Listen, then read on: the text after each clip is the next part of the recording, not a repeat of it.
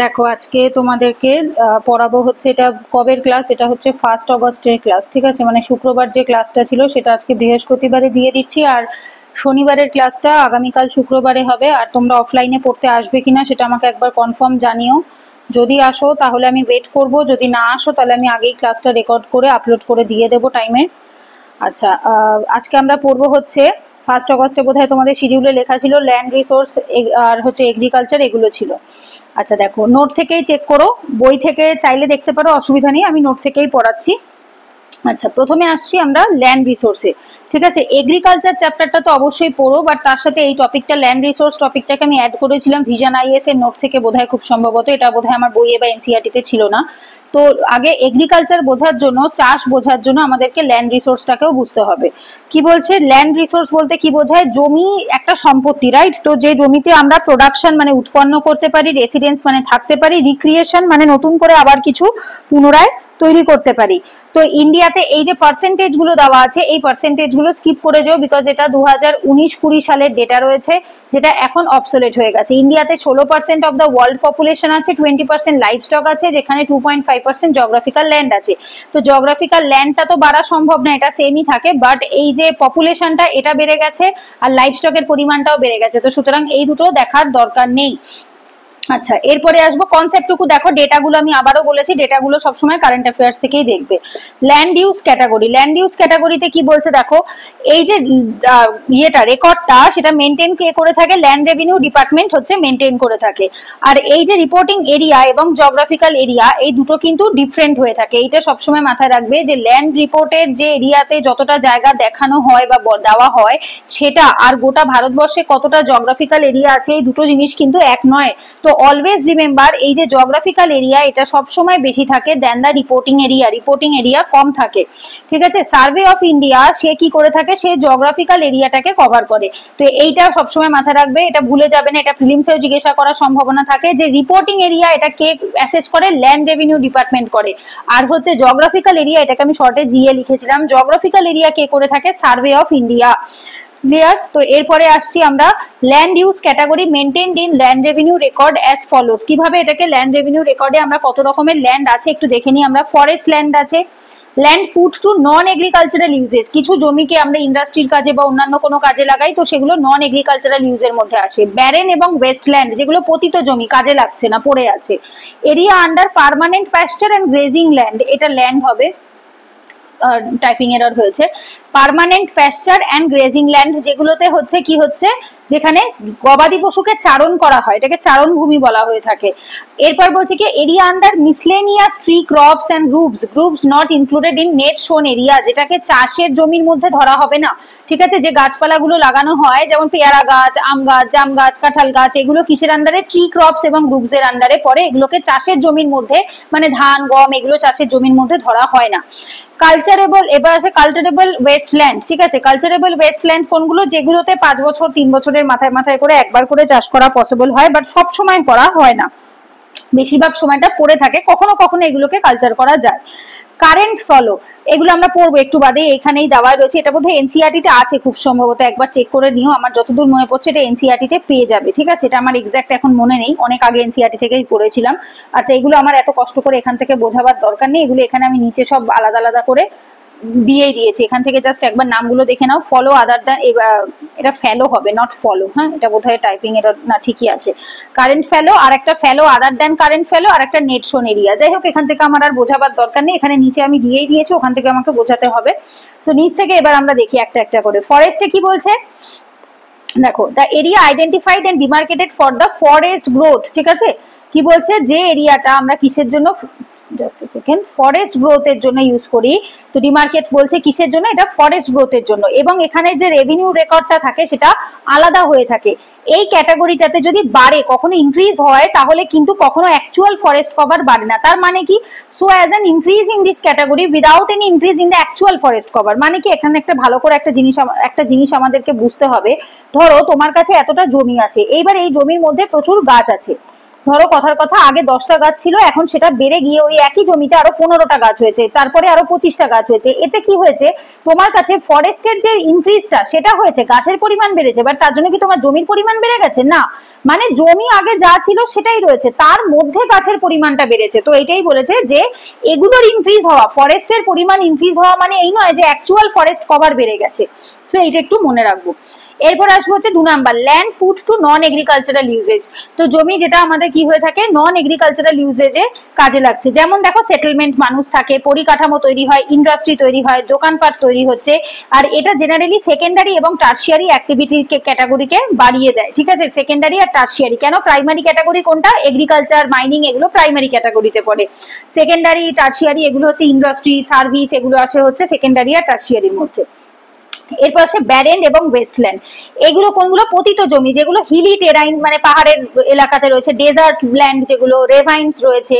Normally can not be brought under the cultivation with the available technology, মানে এগুলো can not be brought under cultivation with the available technology, মানে এই মুহূর্তে আমাদের কাছে যে টেকনোলজি রয়েছে সেগুলোকে নর্মালি আমরা এই পাহাড়ি এলাকাতে, ডেজার্ট এলাকাতে, রেভাইন গুলোতে, ঠিক আছে, গালিজ গুলোতে, এইগুলোতে আমরা ইউজ করতে পারি না। তার মানে বলতে পারো যে জমিগুলো জমি হিসাবে রয়েছে বাট খুব একটা চাষের কাজে লাগে না।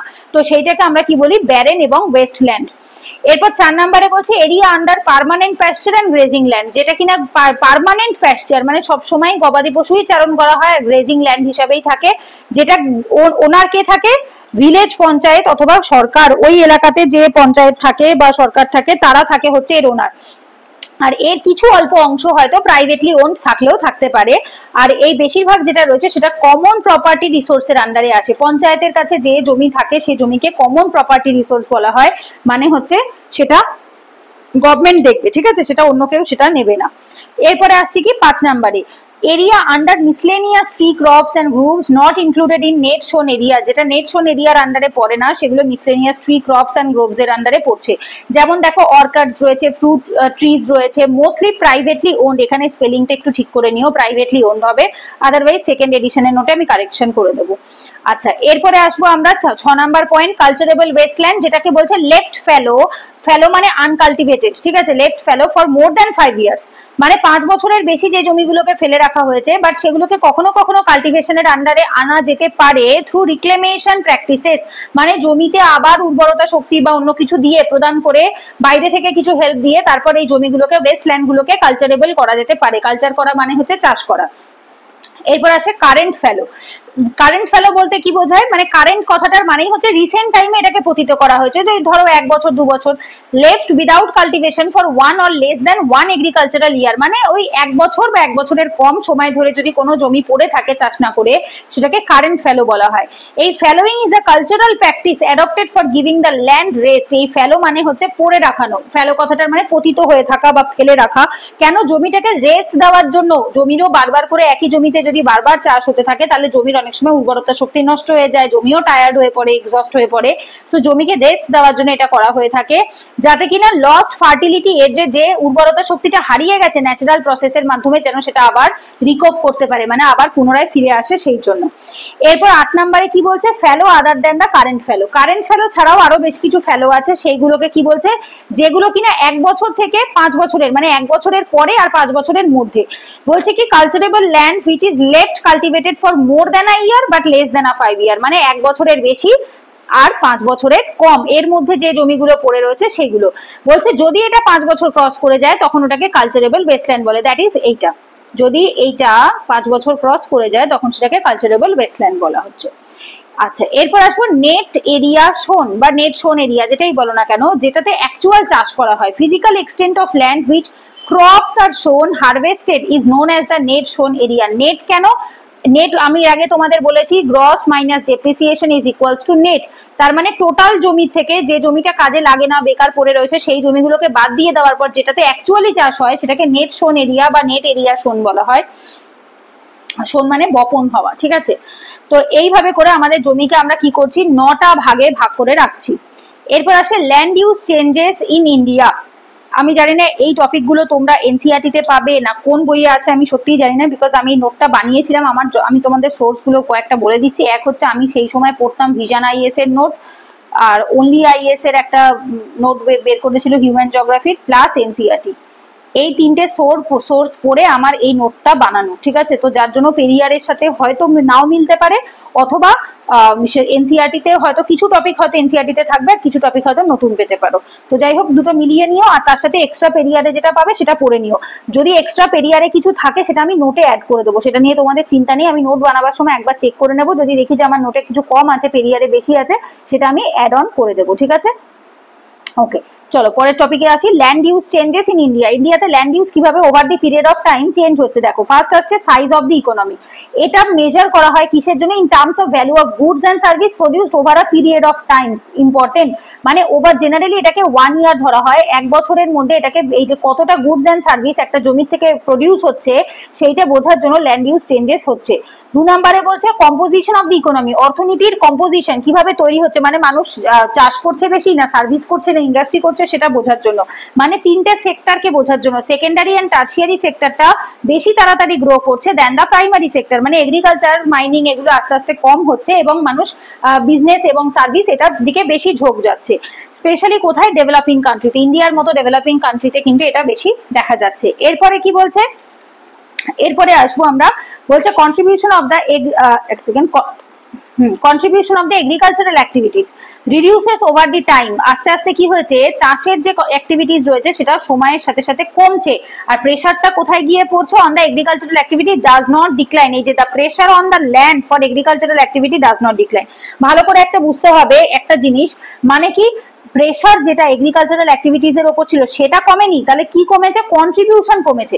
মানে যে জমিতে, তার মানে কি জমির ল্যান্ডের প্রোডাক্টিভিটি কমেছে, ল্যান্ড প্রোডাক্টিভিটি অথবা অর ফার্টিলিটি, উর্বরতা কমে গেছে, ডাউন হয়ে গেছে। তার মানেটা কি? যদি না বুঝতে পারো আবারও বলে দিচ্ছি, মানে হচ্ছে জমি কমেনি, চাষের প্রেসারও কমেনি, কিন্তু কন্ট্রিবিউশন কমে গেছে। এগ্রিকালচারাল অ্যাক্টিভিটিস এর যে কন্ট্রিবিউশন ইকোনমিতে সেইটার পরিমাণটা কমে গেছে। তার মানে কি? তার মানে আগে যতটা জমিতে যা চাষ হতো, যতটা পয়সা হতো, সেই পরিমাণ এখন আর সেই জমির থেকে উর্বর জিনিসটা আসছে না, রেজাল্টটা কম আসছে।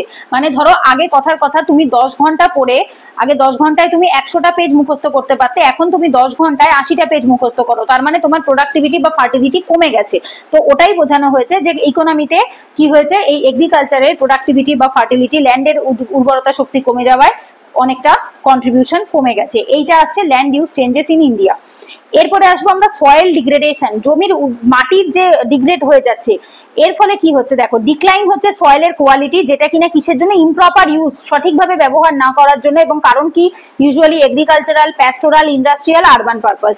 চাষের জন্য নষ্ট হয়, গবাদি পশু চারণের জন্য হয়, শিল্পের জন্য হয়, আর আরবান পারপাসের জন্য, এই যে মানুষ ব্যবহার করছে শহর অঞ্চলে তার জন্য হয়। এর ফলে জমির বা মাটির যে উর্বরতা শক্তি থাকে সেটা ডাউন হয়ে যায়, ডিগ্রেড হয়ে যায়। তো এইটাই আমাদের এখানে বলা হয়েছে সয়েল ডিগ্রেডেশন। এরপর আসে ল্যান্ড ডিগ্রেডেশন। জমি 3 রকম ভাবে নষ্ট হয়। কি কি 3 রকম? Physical, chemical, biological. মানে আমাদের লাইফ সায়েন্সে আমরা 3 ধরনের সায়েন্স পড়ি, তো ফিজিক্স, কেমিস্ট্রি, বায়োলজি। তো ওইটাই এভাবে মনে রাখবে যে জমিও 3টে পদ্ধতিতে নষ্ট হতে পারে। একটা ফিজিক্যাল ভাবে, প্রাকৃতিক ভাবে, একটা কেমিক্যাল ভাবে, কেমিক্যাল অ্যাড হয়ে গিয়ে, আর একটা বায়োলজিক্যাল ভাবে প্রাণী মারা ছাড়া গিয়ে বা গাছপালা তৈরি হতে গিয়ে এইটাকে হয়ে মাটির উর্বরতা শক্তি কমে যাচ্ছে। আচ্ছা, এরপর ডিগ্রেড হওয়া মানে হচ্ছে ডাউন হয়ে যাওয়া। ফিজিক্যাল ডিগ্রেডেশন ফার্স্ট আসছে কি? দেখো ক্ষয়প্রাপ্ত হচ্ছে, সয়েল অর্গানিক কার্বন লস হচ্ছে, মাটির ভেতর যে অর্গানিক কার্বন থাকে সেটা ক্ষয়প্রাপ্ত হচ্ছে বা কমছে। Change in the soil physical স্ট্রাকচারের কম্প্যাকশন আস্তে আস্তে বদলাচ্ছে। ওয়াটার লগিং, জল জমে থাকছে। সয়েলের প্রোডাক্টিভিটি ডেভেলপ করা হয় কিসের মাধ্যমে? Rooting depth, loss of plant nutrient and physical loss of top reduce. দেখো কমে যাচ্ছে রুটিং ডেপথ, মানে আগে মাটি গাছের রুট যতটা নিচ অব্দি যেত এখন আর সেই পরিমাণ যাচ্ছে না, ঠিক আছে। তারপর লস অফ প্ল্যান্ট নিউট্রিয়েন্ট, গাছের যে নিউট্রিয়েন্ট গুলো হয় সেগুলো আস্তে আস্তে কি হয়েছে? লস হয়ে গেছে। And physical loss of top soil. Top soil হচ্ছে মাটির ওপরের যে লেয়ারটা রয়েছে সেইটা কি হচ্ছে? ফিজিক্যালি লস হয়ে যাচ্ছে। তো এইগুলো আসছে ফিজিক্যাল ডিগ্রেডেশন। এরপর আছে কেমিক্যাল ডিগ্রেডেশনে লিচিং হয়, স্যালিনাইজেশন হয়, ফার্টিলিটি ডিপ্লেশন হচ্ছে, অ্যাসিডিফিকেশন, নিউট্রিয়েন্ট ইমব্যালেন্স, ঠিক আছে। অতিরিক্ত বৃষ্টির ফলে লিচিং হয়, স্যালিনাইজেশন অতিরিক্ত লবণাক্ততার ফলে হয়, ফার্টিলিটি জমির যে উর্বরতা শক্তি সেটা কমে যায়, অ্যাসিডিটি অ্যাসিডের পরিমাণ বেড়ে যায়, নিউট্রিয়েন্ট ইমব্যালেন্স হয়, কোনোটা অতিরিক্ত পরিমাণে বাড়ে, কোনোটা আবার একদম কমে যায়। তো এইভাবে করে কি হচ্ছে? কেমিক্যাল ডিগ্রেডেশন হচ্ছে। এটার জন্য তোমরা হেল্প নেবে সয়েল চ্যাপ্টার রেফার করে এই টপিকটা পড়লে ইজিলি বুঝতে পারবে, বিকজ সয়েল চ্যাপ্টারের মধ্যে এই টপিকগুলো আমরা পড়েছি। এরপর আসে biological degradation, loss of vegetation, অতিরিক্ত গাছ কাটা। তারপর আসে হচ্ছে রেঞ্জ ল্যান্ড ডিগ্রেডেশন, হ্যাঁ range land degradation and loss in biodiversity. Range land actually কি আমাকে একটু দেখতে হবে, দেখো তো বইয়ে আছে নাকি, আমার নাকি টাইপিং এরর হয়েছে আমি বুঝতে পারছি না। রেঞ্জ ল্যান্ডই হবে খুব সম্ভবত টপিক কথাটা, বাট স্টিল তবু একবার চেক করে নিও, যদি কিছু ভুল লিখে থাকি তবু আমি নোটটা আপডেট করার পরে ঠিক করে দেবো। লস হচ্ছে কিসে, biodiversity including soil organic matter. সয়েলের মধ্যে যে অর্গানিক ম্যাটার রয়েছে, মানে অর্গানিক ম্যাটার মানে হচ্ছে এই যে প্রাণীরা মারা যাচ্ছে, গাছ মরে যাচ্ছে, এগুলো হচ্ছে অর্গানিক ম্যাটারের মধ্যে পড়ে। তো এই জিনিসগুলোতেও কি হচ্ছে, বায়োলজিক্যাল ডিগ্রেডেশন হচ্ছে। যাই হোক, এবার আর্টিকেল 1 যেটা ইউএন এর কনভেনশন রয়েছে, সেটা কমব্যাট ডেজার্টিফিকেশন, খুব ইম্পর্টেন্ট, ইউএনসিসিডি। এটা কেন দিলাম আমি, এইটা হয় না, এটা ইউএনসিসিডি, ঠিক আছে। যাই হোক, এটা ভুল করে পড়ে গেছে নাকি কে জানে, ইউএনসিসিডি হবে। United Nation Convention to Combat ডেজার্টিফিকেশন, এটা আসে 1994 সালে। তার আর্টিকেল 1-এ বলা আছে ডেজার্টিফিকেশন মানে কি, ডেজার্টিফিকেশনের ডেফিনেশনটা দেওয়া আছে, land degradation in arid, semi arid, dry, sub humid area resulting from various factors including climate change, climate বানানটা ঠিক করে নাও, climate variants and human activity, ঠিক আছে। Climate variants and human activity মানে কি বলছে, ল্যান্ড ডিগ্রেডেশন, জমির উর্বরতা কমে যাচ্ছে কোথায়, অ্যারিড মানে শুষ্ক, সেমি অ্যারিড মানে অর্ধ শুষ্ক, ড্রাই মানে পুরোপুরি শুষ্ক। অ্যারিডের থেকেও ড্রাইটা একদমই, মানে যেটাতে মানে কি বলতো, বাতাসে যদি জলীয় বাষ্প কমে যায় তখন তাকে ড্রাই সাব হিউমিড এরিয়া বলে, যখন সেই জলীয় বাষ্প মাটিতেও কমতে থাকে তখন তাকে সেমি অ্যারিড বলে, যখন পুরোপুরি শুষ্ক হয়ে যায় তখন তাকে অ্যারিড বলা হয়, ঠিক আছে। এরপরে বলছে রেজাল্টিং ফ্রম ভেরিয়াস ফ্যাক্টরস, যেমন ক্লাইমেট ভ্যারিয়েন্স বা ক্লাইমেট চেঞ্জ এবং হিউম্যান অ্যাক্টিভিটি, মানুষের কাজের ফলে, দুটোই হতে পারে, প্রাকৃতিকভাবে ক্লাইমেট চেঞ্জ হওয়ার জন্য অথবা মানুষের ম্যানমেড অ্যাক্টিভিটিস এর জন্য। কে বলছে এটা, ইউএন এর যে ইউএনসিসিডি রয়েছে, মানে ডেজার্টিফিকেশনের যেটা রয়েছে, এবং সেখানে আর্টিকেল কততে বলা হয়েছে, ইয়েতে বলা হয়েছে, 1-এ বলা হয়েছে, ঠিক আছে।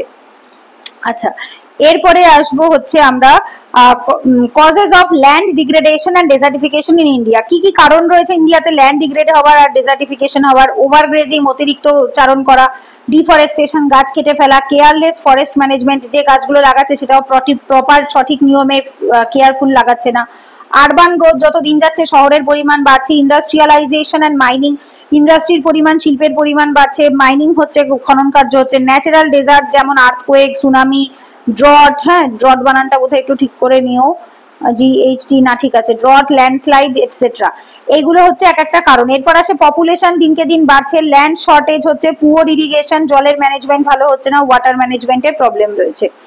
এরপর আসে state of India's environment report 2017, এটাকে পুরোপুরি কেটে দাও, কারণ হচ্ছে এটা তখন, এখন এটা ওল্ড অ্যাফেয়ার্স হয়ে গেছে, তোমাদের দরকার কারেন্ট অ্যাফেয়ার্স, ঠিক আছে। তো এটা পিওরলি কারেন্ট অ্যাফেয়ার্স থেকে দেখবে, এটার কোনো এখন ভ্যালুই নেই। India state of forest report, even এটা আমি তোমাদের বোধহয় ন্যাচারাল ভেজিটেশন, তাই তো, ন্যাচারাল ভেজিটেশন চ্যাপ্টারটা যেদিনকে আমি পড়ালাম সেদিনকেও স্টেট অফ ফরেস্ট রিপোর্ট আমি বলেছিলাম, যেটা বাইএনিয়াল রিপোর্ট, এটা প্রত্যেক বছর বেরোয়, 19-এ বেরিয়েছে, 21-এ বেরিয়েছে, 23-এ বেরিয়েছে, দেন 25-এ বেরোবে। 25-এরটা কবে গিয়ে বেরোবে, জানুয়ারি 2026-এ, জানুয়ারি 2026, সেটা মান্থলি ম্যাগাজিনে আমরা কভার করে দেবো। আর তোমাদের গ্রুপেও পাঠিয়েছি, টেলিগ্রামের চ্যানেলেও দিয়ে দিয়েছি, দ্যাট ইজ হচ্ছে মান্থলি ম্যাগাজিনের ক্লাস স্টার্ট হবে এর পরের সপ্তাহ থেকেই, সোম মঙ্গলবার থেকেই হয়তো মান্থলি ম্যাগাজিনের ক্লাসটা স্টার্ট হয়ে যাবে। তো সেইটার জন্য যে ইউটিউবে ফ্রি ক্লাসই করাবো, এরকম স্ক্রিন শেয়ার করে পিডিএফ থেকে, ভিশন আইএস এর মান্থলি ম্যাগাজিন, তো তোমার ওখান থেকেই কভার করে নিতে পারবে, অসুবিধা হবে না। এরপরে এটা কেটে দাও, দরকার পড়বে না, এটা কারেন্ট অ্যাফেয়ার্স থেকে করবে। Measures of land degradation and desertification, কি কি করলে আমরা বেটার রেজাল্ট পেতে পারি, integrating land and water management, মানে জল আর মাটিকে একত্রিত করে ইন্টিগ্রেট করতে হবে, যাতে কিনা পুকুর থেকে, নদী থেকে জল মাটির দিকেও আসে, মাটির গ্রাউন্ড ওয়াটার মানে হচ্ছে ভূগর্ভস্থ জলের পরিমাণ যাতে আস্তে আস্তে বাড়ে। Protecting vegetative cover against wind and water erosion, যাতে বাতাস আর জল ক্ষয় করতে না পারে মাটির ওপরের লেয়ারকে, সেই জন্য আমাদের প্রচুর পরিমাণে গাছ লাগাতে হবে, কারণ গাছের শিকড় কি করে, মাটিকে শক্ত করে ধরে রাখে। Integrating the use of land for grazing and farming, বলছে কি গ্রেজিং মানে গবাদি পশু চারণ, এবং ফার্মিং মানে চাষ করা, জমিগুলোকে একটা জমিতে শুধুই চাষ করব, শুধুই গবাদি পশু চারণ করব না, মিলিয়ে মিশিয়ে করো, যাতে কিনা ইন্টিগ্রেট হলে মাটিটা প্রপারলি ইউটিলাইজ হবে, কাজে লাগবে। Applying a combination of traditional practices with technology, টেকনোলজির সাথে কাজে লাগিয়ে একটা ট্র্যাডিশনাল প্র্যাকটিস যেগুলো রয়েছে সেগুলোকে ঠিকঠাক ভাবে করতে হবে। Giving local communities the capacity two racist, বলছে যদি কখনো অন্যায় হয় যাতে লোকাল কমিউনিটি যারা রয়েছে তারা যাতে সেটার প্রতিবাদ করতে পারে, রেসিস্ট মানে বাধা দিতে পারে, সেই রকম ক্যাপাসিটি তাদের তৈরি করতে হবে। টার্নিং টু অল্টারনেটিভ লাইভলিহুড, শুধুমাত্র ল্যান্ডের ওপর কেন, দেয়ার আর লটস অফ অপরচুনিটিস আর দেয়ার, এত অপরচুনিটি রয়েছে কাজে, তো সেগুলো না করে শুধুমাত্র এর উপরে কেন নির্ভরশীল করিয়ে রাখবো। Creating economic opportunity in dry land, তো বলছে শুষ্ক যে জমিগুলো রয়েছে লাইক ধরো রাজস্থান, গুজরাট, এই সমস্ত জায়গা বা ডেকান ট্র্যাপ রয়েছে, এই সমস্ত জায়গাতেও অনেক অপশনস রয়েছে অন্যান্য কাজে। তো ইকোনমিক অপরচুনিটি ড্রাই ল্যান্ডে অন্যরকম করবো আমরা, চাষের উপরে নির্ভরশীল হতে হবে তার তো কোনো মানে নেই, আমরা অন্যরকম পদ্ধতিতেও রোজগার করতে পারি। তো সেই জিনিসগুলো হচ্ছে মেজার্স যাতে কিনা ডেজার্টিফিকেশন বা ল্যান্ড ডিগ্রেডেশন না হয়। এরপর আসে ওয়াটার লগিং। ওয়াটার লগিং মানে যখন কোনো একটা ফ্ল্যাট সারফেস বা ডিপ্রেশনের রেজাল্ট হয় in water logging one of the chief causes of salinity.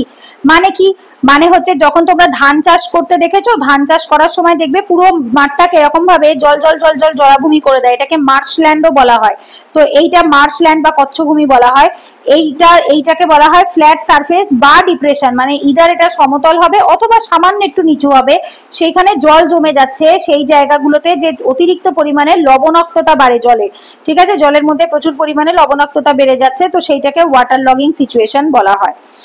এরপরে আসে ইউএনসিসিডি। ইউএনসিসিডি সম্পর্কে কিছু ইনফরমেশন দেওয়া আছে, এগুলো চাইলে এখান থেকে পড়তে পারো, না চাইলে স্কিপ করতে পারো, এটা অ্যাকচুয়ালি এনভায়রনমেন্টের টপিক। তো অ্যাকচুয়ালি এনভায়রনমেন্ট জিওগ্রাফি তো সব মিলেমিশে একাকার হয়, তোমাদের এখান থেকে অত দেখার দরকার নেই, ফুল ফর্মটা একবার দেখবে। United Nation Convention to Combat Desertification 1992 তে এটা রিও সামিটে হয়েছিল। এটা একমাত্র only internationally legally binding instrument to effectively tackle the desertification and the effects of drought. একমাত্র only international legally binding instrument, legally binding মানে এটা যদি কেউ না মানে তাকে জেলে ভরে দেওয়া হবে, এরকম শাস্তি দেওয়া হবে, এইরকম একমাত্র ইন্টারন্যাশনাল ট্রিটি যেটা কিনা লিগালি বাইন্ডিং। জেনারেলি সবগুলো লিগালি কাউকে বাইন্ড করা হয় না, জাস্ট করার কাজ করে বাট লিগালি বাইন্ড করে না, এইটাই একমাত্র। এটা 1994 সালে স্টার্ট হয়েছে। আচ্ছা, এছাড়া এটা অ্যারিড হবে, হ্যাঁ একটু স্পেলিংটা ঠিক করবে, অ্যারিড, সেমি অ্যারিড, ড্রাই, এগুলো অ্যারিড হবে। ড্রাই হিউমিড এরিয়া, এই জায়গাগুলোকে ড্রাই ল্যান্ড বলা হয়। আর এটা অ্যাচিভ করা হয় কেন, আর land degradation neutral LDN world consistent with the 2030 agenda, 2030 এর এজেন্ডার সাথে এটাকে করা হয়েছিল। আর এটা কিসের, এটা অ্যাপ্রোচটা কেমন হবে, বটম আপ অ্যাপ্রোচ হবে, মানে কি নিচ থেকে ওপরের দিকে ওঠাবার চেষ্টা করা হবে, লোকাল পিপলদের পার্টিসিপেট করানো হবে। আর 2018 থেকে 30 এর মধ্যে এরা একটা ফ্রেমওয়ার্কও দিয়েছিল যেটাকে এলএনডি বলা হয়, ল্যান্ড ডিগ্রেডেশন নিউট্রালিটি কে অ্যাচিভ করার জন্য। আর যার ভেতর 1.3 বিলিয়ন পিপল লাইভলিহুড যাতে ইমপ্রুভ হয়, মানে 1.3 billion, not million, which is very very important, ঠিক আছে। 130 কোটি মানুষের লাইভলিহুডকে, জীবিকাকে বেটার করার জন্য, ইমপ্রুভ করার জন্য এটা করা হয়েছিল। ব্যাস এইটুকু অবধি দেখবে ইউএনসিসিডির। এরপরে রয়েছে হচ্ছে গভর্নমেন্টের স্কিম। গভর্নমেন্টের স্কিমগুলো ওখান থেকে পড়লেও হবে, না পড়লেও অসুবিধা নেই। গভর্নমেন্টের স্কিম এটা কারেন্ট অ্যাফেয়ার্স থেকে পড়তে হবে। ভিশনের বছরের শেষে একটা বেরোয় পিটি 365 এর গভর্নমেন্ট স্কিম, সেখানে এগ্রিকালচার রিলেটেড যে স্কিমগুলো থাকে সেগুলো ভেরি ভেরি ইম্পর্টেন্ট হয়, কারেন্ট অ্যাফেয়ার্স থেকে রেডি করতে হবে, বিকজ এগুলো এখন অবসোলেট হয়ে গেছে, অনেক পুরনো হয়ে গেছে। যেমন national land record modernisation programme, এখানে অবশ্যই এগুলো ডিটেলও নেই, জাস্ট একটু নামটুকু রয়েছে। তারপর যে Svamitva scheme, survey of village and mapping, improvise technology. তারপরে রয়েছে Indian Institute of Soil Water Conservation, various institutions এর জ্যারিড জোনকে আবার ভাগ করা, সেন্ট্রাল স্যালিনিটি রিসার্চ সেন্টার কার্নালে। তারপর ওয়েস্টল্যান্ড অ্যাটলাস 2019 সালে বেরিয়েছিল, department of land resource, national remote sensing. Basically এগুলো না সেই সময়কার কারেন্ট অ্যাফেয়ার্স ছিল, তোমরা একবার just for a reading purpose পড়তে পারো, আদারওয়াইজ স্কিপ করতে পারো, করে এটা প্রপারলি একদম কারেন্ট অ্যাফেয়ার্স থেকে agriculture related current affairs GS paper 3 এর মধ্যেও পেয়ে যাবে, এছাড়া হচ্ছে পিটি 365 এর মধ্যেও পাবে, মান্থলিতেও কভার করা হয়, সেখান থেকে পড়লেও হবে। Operational land holding in India 2015-16 সালে এগ্রিকালচার সেন্সাস হয়েছিল, আজ থেকে 10 ইয়ার্স এগো, ঠিক আছে। সো দ্যাট মিনস এটা এখনো অবসল মানে ভ্যালিড আছে কিনা এটা যথেষ্ট ডাউট আছে, যদি নতুন বেরিয়ে গিয়ে থাকে। টিল 2024 অব্দি তো বোধহয় বেরোয়নি, বাট 25-26 সালে যদি আবার বেরোয় তাহলে তোমাদের সেটাই কারেন্ট অ্যাফেয়ার্স থেকে পড়তে হবে, দরকার নেই এটা দেখার অতটা, just for a reading purpose একবার দেখো। মার্জিনাল মানে হচ্ছে 1 হেক্টরের কম, স্মল মানে 1 থেকে 2 হেক্টর, সেমি থেকে মিডিয়াম যেটা 2 থেকে 4 হেক্টর, মিডিয়াম হচ্ছে 4 থেকে 10 হেক্টর, বড় হচ্ছে 10 হেক্টর, এর থেকে বেশি যে জমিগুলো তাদেরকে বলা হয়ে থাকে লার্জ, ঠিক আছে। ব্যাস এইটুকু দেখলেই হয়ে যাবে। এখান থেকে আর সেরকম ভাবে এইটা একবার দেখতে পারো 1.08 হেক্টর জায়গা রয়েছে অপারেশনাল কান্ট্রি ওয়াইড, মানে গোটা দেশ জুড়ে। কর্ণাটকে ভূমি প্রজেক্ট আনা হয়েছিল, রাজস্থানে urban land certification of titles act April 2016-তে আসে। এগুলো এখন অতটা রেলিভেন্ট নয়, স্কিপ করে যাও, এগুলো এখান থেকে ছেড়ে দিতে পারো, এগুলো কারেন্ট অ্যাফেয়ার্স থেকে দেখো, ছেড়ে দাও, এগুলো কারেন্ট অ্যাফেয়ার্স থেকে দেখো। এই অবধি তোমাদের একটা চ্যাপ্টার গেল, দ্যাট ইজ ল্যান্ড রিসোর্সেস। এইবার এগ্রিকালচার থেকে আর একটা চ্যাপ্টার, এনসিইআরটি তে বোধহয় আর একটা চ্যাপ্টার আলাদা নাম করে আছে না কি নেই আমার খেয়াল নেই। যাই হোক, এখান থেকে তোমরা এগ্রিকালচার, প্রপার এগ্রিকালচার যেটা সেটা পাবে। সেই হিসেব মতো এখানেও দুটো চ্যাপ্টারই বলতে গেলে, ল্যান্ড রিসোর্স একটা আলাদা, এগ্রিকালচার একটা আলাদা। আচ্ছা, এরপরে আসবো এগ্রিকালচার। এগ্রিকালচার কি বলছে দেখো, এগ্রিকালচারকে আমরা কি বলে থাকি, চাষকে প্রাইমারি অ্যাক্টিভিটি, যেটা জেনারেলি পরিবেশের ওপর ডিরেক্টলি ডিপেন্ড করে। কেন? কারণ এই এগ্রিকালচারের স্টার্টিং হয়েছিল কোথা থেকে, গ্যাদারিং এবং হান্টিং থেকে। মনে করে দেখো, আমরা যখন অ্যানশিয়েন্ট হিস্ট্রি পড়েছি সেখানেই দেখেছি প্রথমে এরা কি করতো, হান্টিং গ্যাদারিং করতো হচ্ছে প্যালিওলিথিক মেসোলিথিক পিরিয়ডে। নিওলিথিক পিরিয়ডে এরা প্রথমবার চাষ করা শেখে। তো বলছে হার্শ ক্লাইমেটিক কন্ডিশনেও বলছে এরা তখন এই গ্যাদারিং হান্টিং এগুলো করে উঠতে পারতো না। সো নম্যাডিক হার্ডিং অন প্যাস্টোরাল নম্যাডিজম, এইটা স্টার্ট হয়। নম্যাডিক হার্ডিং মানে গবাদি পশু চারণ করা, এবং তার সাথে প্যাস্টোরাল নমাডিজম মানে এরা কি করতো, চারণের সাথে সাথে নমাডিক লাইফস্টাইল, যাযাবর লাইফস্টাইল লিড করতো। এরা কিসের ওপর রিলাই করতো, অ্যানিমালের ওপর রিলাই করতো, তাদের খাবারের জন্য, জামা কাপড়ের জন্য, শেল্টার বাসস্থানের জন্য, টুলস এবং ট্রান্সপোর্ট তৈরির জন্য, এক জায়গা থেকে আরেকটা জায়গার জন্য তারা অ্যানিমেলের উপরেই মেন এমফাসাইজ ছিল, যেটাকে আমরা কি বলে থাকি, আমরা বলে থাকি হচ্ছে প্রিমিটিভ এগ্রিকালচার। প্রিমিটিভ মানে আদিম বা পুরনো, সেই সময়কার যেগুলো ছিল। আচ্ছা, এরপর বলছে হিমালয়াতে কোন কোন ট্রাইবরা, যেমন গুজ্জার, বাখারবাল, গাদ্দি, ভুটিয়া, এদের নাম অলরেডি আমরা পড়েছি। যারা অ্যানথ্রোপোলজি অপশনালে ট্রাইব পড়ছো তারা তো জানবেই, আর নর্মালিও আমরা জিএস পেপার 1 এর মধ্যেও দেখেছি এদের নাম। আচ্ছা, এরপরে আসবে, এটা একটু টাইপিং এরর হয়েছে, একটু ঠিক করে নাও। এটা types of agriculture in world, ওয়ার্ল্ডের মধ্যে কি কি ধরনের এগ্রিকালচার রয়েছে দেখো। আচ্ছা, এটা কিন্তু ওয়ার্ল্ডের মধ্যে পড়াচ্ছি, এটা কিন্তু আমি ইন্ডিয়ার পয়েন্ট অফ ভিউ থেকে পড়াচ্ছি না। এটা একবার দেখো এনসিইআরটি তে আছে কিনা, আমার ঠিক খেয়াল নেই, আশা করছি থাকবে। কমার্শিয়াল লাইভস্টক রিয়ারিং, ঠিক আছে, কমার্শিয়াল লাইভস্টক রিয়ারিং কি বলছে, more organized and capital intensive activity, যেমন মিট, উল, হাইডস বা চামড়া, হাইডস মানে চামড়া, এবং স্কিন। এইবার একটা একটা করে বুঝবো। ফার্স্ট বলছে কি, কমার্শিয়াল লাইভস্টক। কমার্শিয়ালি এইটা হচ্ছে ব্যবসায়িক কাজে যে লাইভস্টক রিয়ার করা হয়, লাইভস্টক মানে গবাদি পশু বা যেগুলো গৃহপালিত পশু, ঠিক আছে, তাদেরকে রিয়ার মানে হচ্ছে পালন করা, পালন করা হচ্ছে, পশু পালন করা হচ্ছে ব্যবসার জন্য, প্রপার অর্গানাইজড ওয়েতে, ক্যাপিটাল ইন্টেন্সিভ, প্রচুর পরিমাণে খরচ হয়। যেমন হচ্ছে এরা মাংস বিক্রি করে, উল বিক্রি করে, চামড়া বিক্রি করে, স্কিন বিক্রি করে। যেমন এখানে বলছে New Zealand, Australia, Argentina, Uruguay, USA এইগুলো হচ্ছে তোমার এর ভেতরে চলে আসছে। এইবার আসবো হচ্ছে এখান থেকে দেখো, এটা র্যাঞ্চেস না, এটা কি হবে, ব্রাঞ্চেস হবে বোধহয়, এটা বি আছে একটা, BRANCHE বোধহয় এটা ব্রাঞ্চ হবে, এটা খুব সম্ভবত টাইপিং এরর হয়েছে। আচ্ছা, এখানে কি, এটাও টাইপিং এরর হয়েছে, লার্জ হবে, লার্জ স্টক ফার্মস, যেখানে অ্যানিমেল গুলোকে ব্রিড করা হয়, ব্রিড বানানটা কারেকশন করে নিও। রিয়ার্ড on a commercial scale, specially in USA, specially বাইরের দেশ যেগুলো দেখবে, এই যে ভিগান কথাটা এখন যে খুব চলে না, এই যে ভিগান হয়ে গেছে লোকজন, ভেজিটেরিয়ানও নয়, ভিগান হয়ে গেছে, মিল্ক প্রোডাক্টও খাচ্ছে না। কেন মিল্ক প্রোডাক্টও বাদ দিয়ে দিচ্ছে? বিকজ বাইরের দেশগুলোতে, ওয়েস্টার্ন কান্ট্রিগুলোতে এত পরিমাণ অত্যাচার করা হয় গরুগুলোর উপরে। আমাদের ইন্ডিয়াতে হলেও একটা লিমিটের মধ্যে হয়, বাট ইউএসএ বা বাইরের দেশগুলোতে এটা মারাত্মক বেশি পরিমাণে খারাপ ভাবে হয়। আর ইন্ডিয়াতেও এখন যেটুকু বা হচ্ছে সেটাও বলতে পারো ওই ওয়েস্টার্ন কান্ট্রি থেকে দেখে শিখে। আদারওয়াইজ ইন্ডিয়াতে এত খারাপ অবস্থা আগে কোনোদিনই ছিল না যে আমাদের এখানে মানে মিল্ক প্রোডাকশনেও এতটা অত্যাচার, এতটা ক্রুয়েলটি হতো। তো এইভাবে করে জেনারেলি বাইরের দেশগুলোতে বেশি হয়ে থাকতো। পরে এটা 1 নাম্বার। 2 নাম্বারে বলছে primary subsistence agriculture. Primary subsistence, primary মানে প্রাথমিক, সাবসিস্টেন্স মানে জীবিকা নির্বাহের জন্য, খাবার খাওয়ার জন্য, যেটা জিন which farming areas consume all the products locally grown. Consume মানে নিজেরাই ব্যবহার করে ফেলে, নিজেরাই খেয়ে ফেলে যে প্রোডাক্টটা তারা গ্রোন করে, তো এটাকেই সাবসিস্টেন্স এগ্রিকালচার বলে, যেটা কমার্শিয়াল কাজে নয়, ব্যবসার জন্য নয়, নিজেদের খাওয়ার জন্য চাষ করা হয়ে থাকে। এইবার বলছে দুটো টাইপের, দেখো দুটো টাইপের চাষ এখানে হয়ে থাকে। একটা হচ্ছে প্রিমিটিভ সাবসিস্টেন্স এগ্রিকালচার, একটা হচ্ছে ইন্টেন্সিভ সাবসিস্টেন্স এগ্রিকালচার। শর্টে আমি লিখেছিলাম, একটুখানি বুঝে নিও। সাবসিস্টেন্স এগ্রিকালচারটাকে এসে লেখা আছে। একটা আদিম পদ্ধতিতে, একটা ইন্টেন্সিভ পদ্ধতিতে। ইন্টেন্সিভ মানে মারাত্মক পরিমাণে, যেটা বর্তমানে এখন ব্যবসার কাজে করা হয়ে থাকে। প্রিমিটিভ সাবসিস্টেন্স এগ্রিকালচার যেটা রয়েছে এটাকে শিফটিং কাল্টিভেশনও বলা হয়, যেটাকে আমরা ঝুম চাষ বলে থাকি।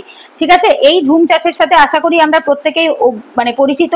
এবং ট্রাইবাল এলাকা যেমন Africa, central America, south east Asia, এখানে স্ল্যাশ অ্যান্ড বার্ন এগ্রিকালচারও বলে, যেটা আমরা হিস্ট্রিতেও কিন্তু অলরেডি পড়ে ফেলেছি, রাইট? এইবার এই চার্টটা কিন্তু আমাদেরকে অতি অবশ্যই মুখস্থ করতে হবে। এখানে নাম আছে, এখানে রিজিয়ান আছে, মানে কোথায় কোন ঝুম চাষকে কি কি নামে বলা হয়ে থাকে। যেমন দেখো, নর্থ ইস্ট ইন্ডিয়াতে আমরা কি বলি, ঝুম বলে থাকি, আমরা ছোট থেকে ঝুমই শুনে এসেছি। বুন্দেলখান্ড মধ্যপ্রদেশে, এখানে ভেবার বা ধাইয়ার নামে বলা হয়ে থাকে। বাস্তার মধ্যপ্রদেশে, এখানে দীপা নামে বলা হয়। একই ঝুম, কিন্তু একই স্ল্যাশ অ্যান্ড বার্ন বা শিফটিং কাল্টিভেশন, এক একটা এলাকা এক একটা লোকাল নামে পরিচিত। এটা লোকাল নাম এবং এটা তোমাদেরকে মুখস্থ রাখতে হবে প্রিলিমস এর জন্য। জারা এবং এরকা, এটা সাউথের স্টেট গুলোকে বলা হয়ে থাকে। ওখানে বাত্রা বলা হয় নর্থ ইস্টে, সাউথ ইস্টের রাজস্থানে। পদু বলা হয় অন্ধ্রপ্রদেশে। কুমারী বলা হয় ওয়েস্টার্ন ঘাট অফ কেরালাতে, মানে তার যে পাহাড়ি এলাকা এটা ওয়েস্টার্ন ঘাট হবে। হ্যাঁ, এটা যদি বুঝতে না পারো লিখে নিতে পারো, ওয়েস্টার্ন ঘাট অফ কেরালা, পশ্চিম ঘাটে কেরালার। আর হচ্ছে কামান, দিঙ্গা, ধাবি, এগুলো ওড়িশাতে বলা হয়। এইগুলো সবই হচ্ছে কিসের, চাষের এক একটা নাম, স্ল্যাশ অ্যান্ড বার্ন বা শিফটিং কাল্টিভেশনের এক একটা লোকাল নাম। এরপরে দেখো 4 নাম্বার পয়েন্ট যেটা বলছে, 4 নাম্বার পয়েন্টে কি বলছে, ইন্টেন্সিভ সাবসিস্টেন্স এগ্রিকালচার। প্রথমটা আমরা কি বুঝলাম, primitive. This all are primitive, যেটা ট্রাইব মানে অ্যানথ্রোপোলজি পড়ার সময়ও দেখবে, এগুলো আমরা অ্যানথ্রোপোলজিতেও পাই। অ্যানথ্রোপোলজিতে ট্রাইবাল অ্যানথ্রোপোলজির মধ্যে এটা থাকে। এইবার আসে ইন্টেন্সিভ সাবসিস্টেন্স। এটা বলছে এই ক্রপটা মেইনলি মানে উগানো হয়, উগানো ইন দ্য সেন্স ফসল ফলানো হয়, যেটাকে হিন্দিতে উগানো বলে। ক্রপটা আসে mainly for the local consumption. এটাকে চাষ করা হয় এই কারণে যাতে সেই এলাকার লোকাল মানুষেরা খেয়ে থাকতে পারে। স্পেশালি কোথায়, মনসুন এশিয়াতে, যে এশিয়ার যে জায়গাগুলো বৃষ্টির উপর নির্ভর করে সেই সমস্ত জায়গায়। যেমন দেখো ওয়েট প্যাডি মানে ধান, কারণ ধানের যে জমিতে হয় সেই জমিটা ভেজা থাকে, তাই জন্য এটাকে ওয়েট প্যাডি বলছে। এছাড়া ডমিনেট করছে কোন কোন ক্রপ গুলো, যেমন দেখো সোরঘাম, সয়াবিন, সুগার কেন, মেজ, ভেজিটেবলস, এইগুলো। এইবার যে যে জায়গাগুলোতে এই ধরনের ইন্টেন্সিভ এগ্রিকালচার দেখা যায় সেই জায়গার নামগুলো একটুখানি আমরা মনে রাখবো। যেমন দেখো টংকিন ডোলটা ভিয়েতনামে, লোয়ার মেনাম থাইল্যান্ডে, আচ্ছা লোয়ার ইরাবাদি মায়ানমারে। দেখো এগুলো কোনো না কোনো নদীর আশেপাশের এলাকা। Ganga Brahmaputra delta, eastern coastal plane, India. ঠিক আছে, তো এইগুলো আসছে কিসের ভেতরে, এগুলো আসছে হচ্ছে এই যে ইন্টেন্সিভ সাবসিস্টেন্স এগ্রিকালচারের মধ্যে। এরপরে আসবো মেডিটেরিয়ান এগ্রিকালচার। ইম্পর্টেন্ট, দেখো মেডিটেরিয়ান এগ্রিকালচার। উইন্টার, এখানে শীতকাল থাকে বৃষ্টি আর গরম থাকে শুষ্ক, এই জায়গাটা উল্টো হয়ে থাকে। এইটার উপরে পিওয়াইকিউ এসছে, মেডিটেরিয়ান ক্লাইমেটের উপর অলরেডি পিওয়াইকিউ এসছে। সো মেডিটেরিয়ান এগ্রিকালচারে জেনারেলি দেখা যায় শীতকালে থাকে বৃষ্টি, গরমকালে থাকে শুষ্ক। সেখানে intensive, highly specialised and varied in the kind of crops raised, এখানে অনেক অদ্ভুত ধরনের জিনিস চাষ হয়। দেখো এই যে স্পেশালাইজ, যেগুলো জেনারেলি সব জায়গায় হয় না, যেমন সব থেকে বিষয় যেটা গ্রেপস গুলো, সিট্রাস ফ্রুট গুলো, ঠিক আছে, অনেক রকমের এইগুলোকে কি যেন আমরা বাংলায় বলি, আঙুর টাইপের যে ফলগুলো হয় এগুলোকে সিট্রাস ফ্রুট বলা হয়, সেইগুলো এখানে হয়। যেমন হচ্ছে অলিভস আছে, গ্রেপস আছে, অরেঞ্জ আছে, এই টাইপের। এই যে দেখো citrus fruit,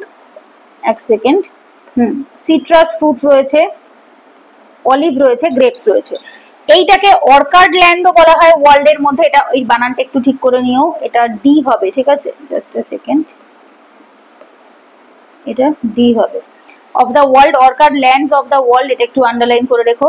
heart of the world's wine industry, which is very very important. আশা করি আমরা প্রত্যেকে জানি না, এই যে গ্রেপস গুলো দিয়েই তো ওয়াইন তৈরি হয়। পা দিয়ে, আমি একটা ভিডিওতে দেখেছিলাম, পাড়িয়ে একটা বড় গ্রামের মধ্যে থাকে, সবাই ওর মধ্যে উঠে লাফায়, পাড়া এরকম টাইপের হয় আর কি, ওখানে এত পরিমাণে হয়। এইবার এটাকে কি বলা হয় থাকে, ইম্পর্টেন্ট নাম না জানলে হাইলাইট করে রাখবো আমরা, ভিটি কালচার বা গ্রেপ কাল্টিভেশন ফর ওয়াইন, এটাকে ভিটি কালচার বলা হয়ে থাকে। ঠিক আছে, আচ্ছা এইগুলো হচ্ছে কোথায়, মেডিটেরিয়ান এগ্রিকালচারে দেখা যায়। আচ্ছা জাস্ট আ সেকেন্ড, একটু ওয়েট করবো আমরা। ওকে, আমি একটুখানি আন্ডারলাইন করে দিচ্ছি। এই যে কালারটা করে গেল, মেডিটেরিয়ান এগ্রিকালচার, প্ল্যান্টেশন এগ্রিকালচার, এই নামগুলো একটুখানি আন্ডারলাইন আগে করে দিই যাতে তোমাদের বুঝতে সুবিধা হয় কত রকমের আছে। কমার্শিয়াল লাইভস্টক রিয়ারিং আছে। আচ্ছা, তারপরে প্রাইমারি সাবসিস্টেন্স এগ্রিকালচার আছে, তার আবার দুটো ভাগ আছে, প্রাইমারি আর একটা ইন্টেন্সিভ। প্রিমিটিভ আর একটা ইন্টেন্সিভ। প্রিমিটিভটা অলরেডি বুঝে গেছি। এখন এই প্রিমিটিভের মধ্যেই আদিমগুলোর মধ্যে এগুলো শিফটিং এর মধ্যে পড়লো। দেন ইন্টেন্সিভ সাবসিস্টেন্স এগ্রিকালচার রয়েছে, 5 নম্বরে মেডিটেরিয়ান রয়েছে, 6 নম্বরে প্ল্যান্টেশন রয়েছে। আচ্ছা, এরপরে 7 নম্বরে মিক্সড ফার্মিং রয়েছে। ঠিক আছে। 8 নম্বরে ডেয়ারি ফার্মিং, 9 নম্বরে মার্কেট গার্ডেনিং আর হর্টিকালচার রয়েছে, 10 নম্বরে ফ্যাক্টরি ফার্মিং, 11 নম্বরে কোঅপারেটিভ ফার্মিং রয়েছে, 12 নম্বরে হচ্ছে কালেকটিভ ফার্মিং রয়েছে, এটা 12 নম্বরে কালেকটিভ ফার্মিং রয়েছে। ব্যাস এই 12টাই মতো এখানে ওয়ার্ল্ডের ভাগ দেওয়া রয়েছে। এটা আমি জানি না এনসিইআরটি তে আছে কিনা, থাকলে খুব ভালো, যদি না থাকে একটুখানি চেক করে নিও। দেখো বলছিলাম যেটা প্ল্যান্টেশন এগ্রিকালচার, প্ল্যান্টেশন এগ্রিকালচার কোথায় কোথায় দেখা যাচ্ছে, Asia, Africa, Latin America, Europe, এই সমস্ত জায়গায় দেখা যায়। প্ল্যান্টেশন কথাটা আসে কোথা থেকে, কোনো কিছু প্ল্যান্ট করা, তো চাষ হবে বাট প্ল্যান্ট। এবার জেনারেলি আমরা কোনগুলোকে করি, এই যে টি, কফি, রাবার, অয়েল, পাম, এইগুলো, ঠিক আছে। তো এই জিনিসগুলোর ক্ষেত্রে আমরা কি করে থাকি, স্পেশালি এগুলোর থেকে প্রচুর টাকা মুনাফা হয়, যার জন্য এগুলোকে ক্যাশ ক্রপও বলা হয়, এগুলোতে থেকে টাকাটা আসে বেশি।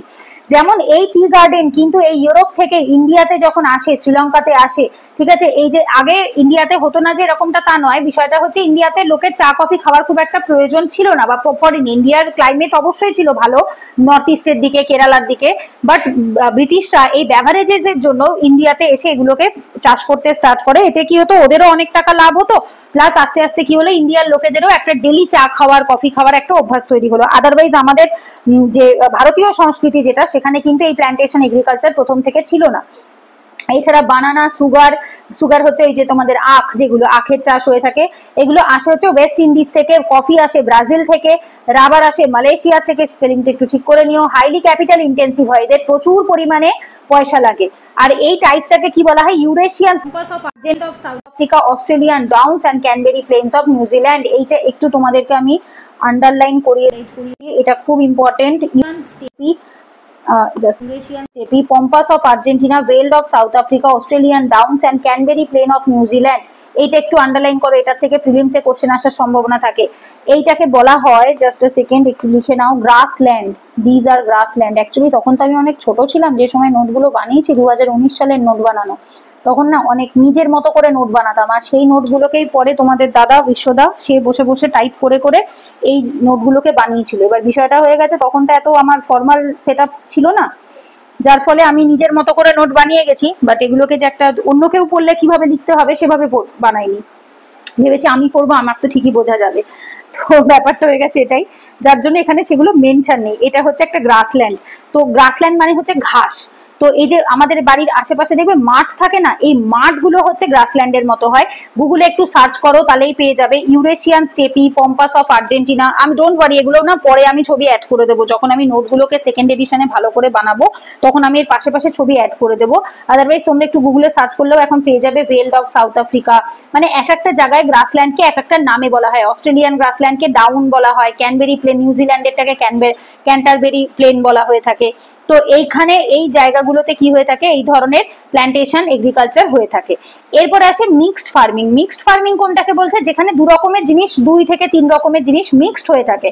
যেমন দেখো হাইলি ডেভেলপ পার্ট গুলোতে দেখা যাচ্ছে, এগুলো না শর্টে লিখেছিলাম আমি, জাস্ট আ সেকেন্ড একটু মুছে দিলাম, শর্টে লিখেছিলাম আমি। দেখো এই যে north western Europe, north America, Russia, Ukraine, এই জায়গাগুলোতে হাইলি মিক্সড ফার্মিং দেখা যায়। এটা প্রচন্ড ইন্টেন্সিভ হয়, হাইলি এটাকে প্রচুর ভাবে মানে গভীরভাবে এটাকে চাষ করা হয়ে থাকে, স্পেশালাইজড হয়ে থাকে, অনেক ডিটেলে স্পেশাল টেকনোলজিকে কাজে লাগিয়ে এটাকে করা হয়। এখানে অ্যানিমেল এবং গ্রোয়িং ট্রি একসাথে হয়, মানে এরা গবাদি পশুও একসাথে পালন করে, প্লাস হচ্ছে চাষও একসাথে করে।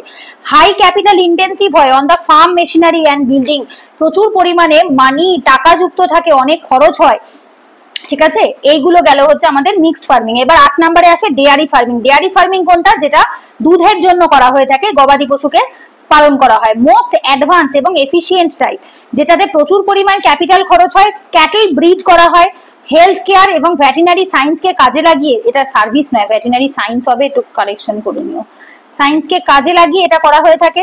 শহর এলাকাতে এবং ইন্ডাস্ট্রিয়াল সেন্টারগুলোতেও কিন্তু আমরা ডেয়ারি ফার্মিং দেখতে পাচ্ছি। ট্রান্সপোর্টেশন, রেফ্রিজারেশন, প্যাস্চারাইজেশন, প্রিজার্ভেশন প্রসেস, এগুলো চলে।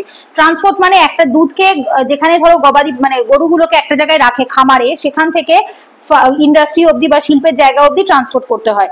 রেফ্রিজারেট করতে হয়, এবার নিয়ে যাওয়ার জন্য অবভিয়াসলি ঠান্ডার জায়গা লাগবে, ঠান্ডা লাগবে, নাহলে নষ্ট হয়ে যাবে দুধটা। প্যাস্চারাইজেশন মানে হালকা একটু গরম করা হয়। এই যে ধরো আমরা প্যাকেট দুধ কিনি তো বাড়িতে, এই যে প্রত্যেকেই আশা করি মেট্রো ডেয়ারি বা হচ্ছে ওই যেটাকে কি বলে লাল রেড কাউ, আরো অনেক রকমের দুধের প্যাকেট আমরা কিনে থাকি, এই সমস্ত দুধের প্যাকেটগুলোই কিন্তু ওপরে লেখাই থাকে it is a pasteurised milk. Pasteurised milk মানে হচ্ছে এগুলোকে সামান্য আগুনে প্যাস্টুরাল করা হয়েছে। একটুখানি কেন করা হয়, দুধের মধ্যে তো অনেক রকমের ব্যাকটেরিয়া বা আদার্স যেগুলো ভাইরাস কিছু তো সামান্য একটু থাকে, সেটা যদি আমরা ডিরেক্টলি র প্যাকেট করে ফেলি তাহলে সেটা আরো পরিমাণে বাড়তে পারে। হালকা প্যাস্টুরাইজ করে তারপর প্যাকেট করা হয় আর প্রিজার্ভ করা হয়, ওই যে প্যাকেট করার জন্য প্রসেসিং চলে। এই যে টোটাল প্রসেসটা আসে কিসের আন্ডারে, ডেয়ারি ফার্মিং এর আন্ডারে। এরপরে আসে 9 নম্বরে market gardening and horticulture. Market gardening generally এটা ফুল অ্যান্ড ফলের জন্য হয়, ফ্রুটস অ্যান্ড ফ্লাওয়ার্স, ঠিক আছে, ফুল ফলের জন্য হয়ে থাকে গার্ডেনিং আর হর্টিকালচার। এটা কোথায় দেখা যায়, densely populated industrial district of north West Europe, north east USA. বলছে নর্থ ওয়েস্ট ইউরোপে এবং নর্থ ইস্টের ইউএসএ তে এগুলো বেশি দেখা যায়, গার্ডেনিং হর্টিকালচার এগুলো। এখানে কি হচ্ছে, অনলি ভেজিটেবলস ফার্মিং হয়ে থাকে, that is called truck farming. বলছে যে সমস্ত জায়গাতে শুধুমাত্র ফুল হয় না, ফল হয়ে থাকে, সেটাকে ট্রাক ফার্মিংও বলে। এটা কিন্তু ইম্পর্টেন্ট, একটু হাইলাইট করে নাও, হুইচ ইজ ট্রাক ফার্মিং, এইটাকে ট্রাক ফার্মিং বলা হয়।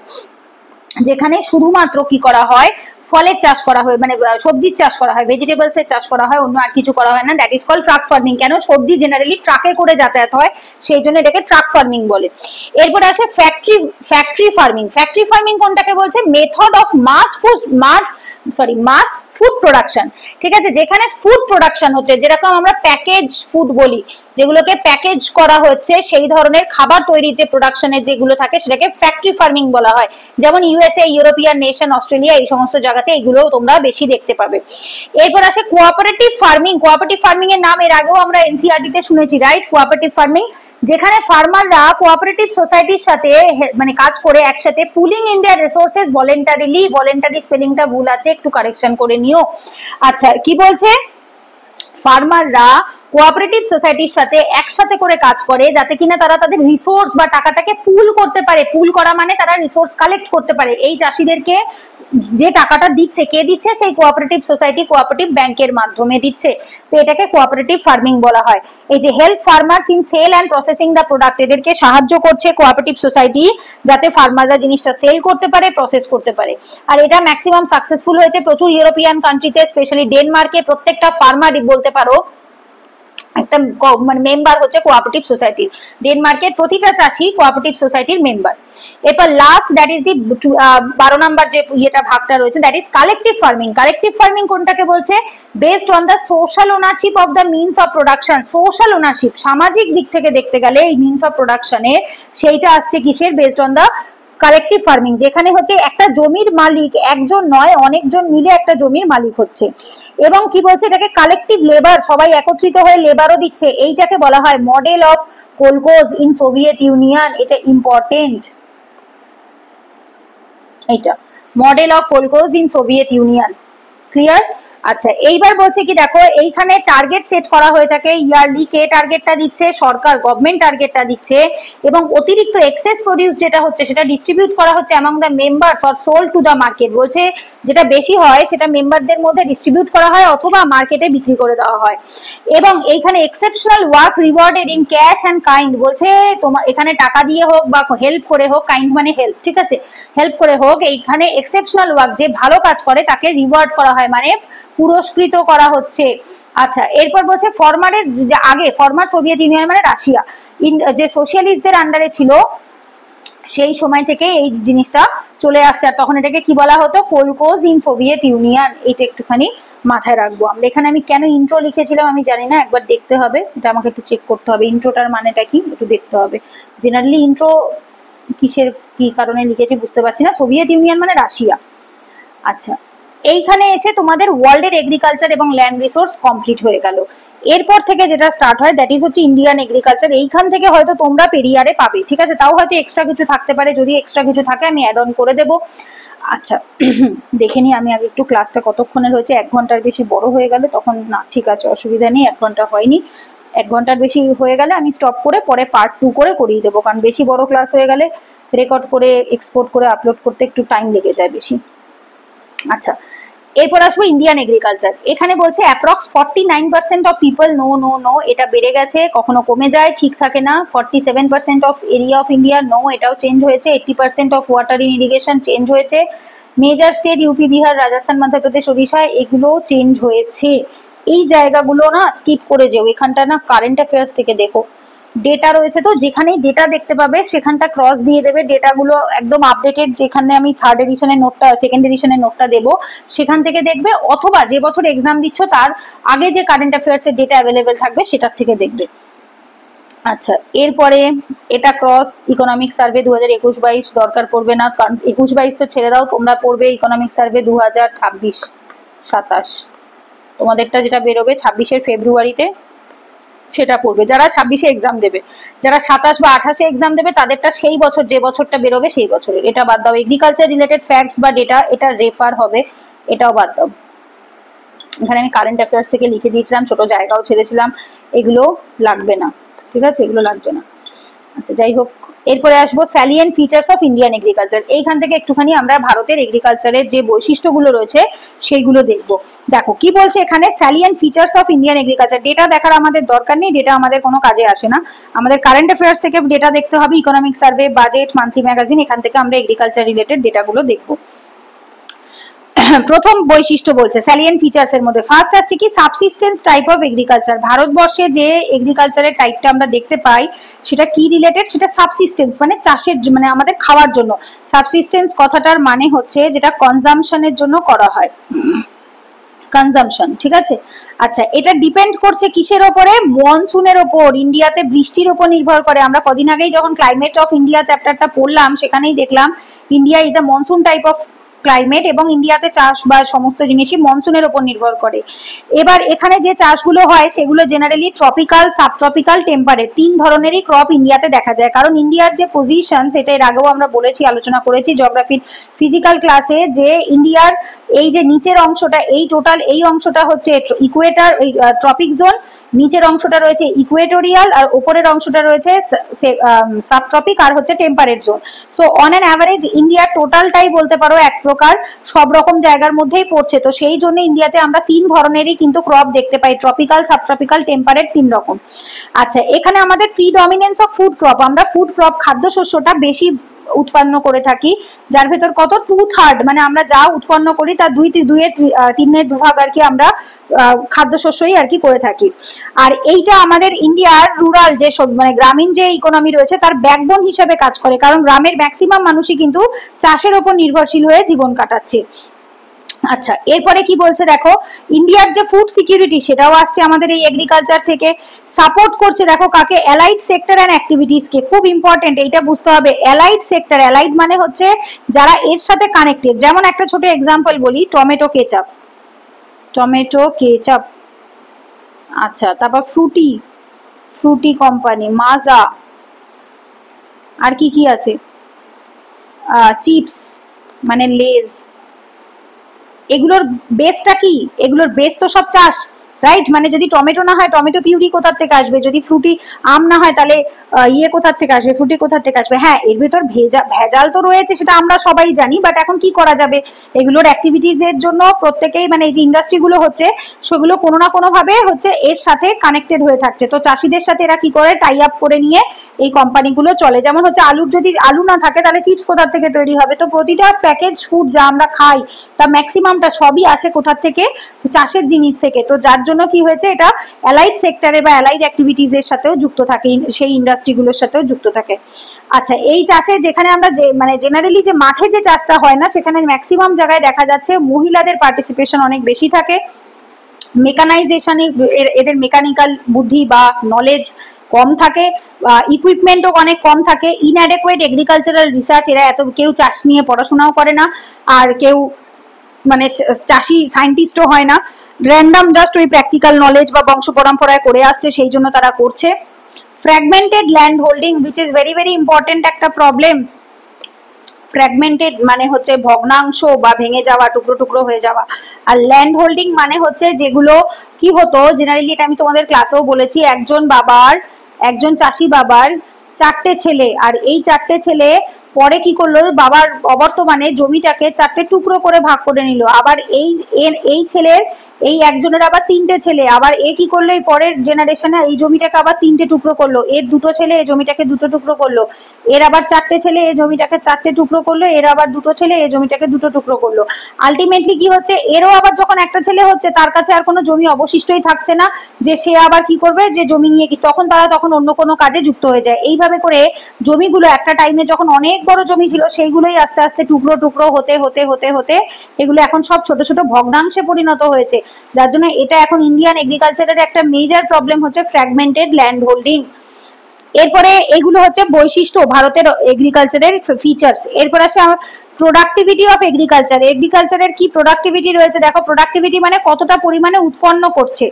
Number of crops produced per unit জায়গাতে, ধরো আমি ধরলাম 1 স্কয়ার কিলোমিটার, 1 স্কয়ার কিলোমিটার ধরলাম, এই জায়গাটার মধ্যে কতটা জিনিস উৎপন্ন হতে পারে তাকে বলা হয় প্রোডাক্টিভিটি অফ এগ্রিকালচার। এরপর আসে fertiliser use, irrigation and rainfall. এই তিনটে হচ্ছে এর কারণ।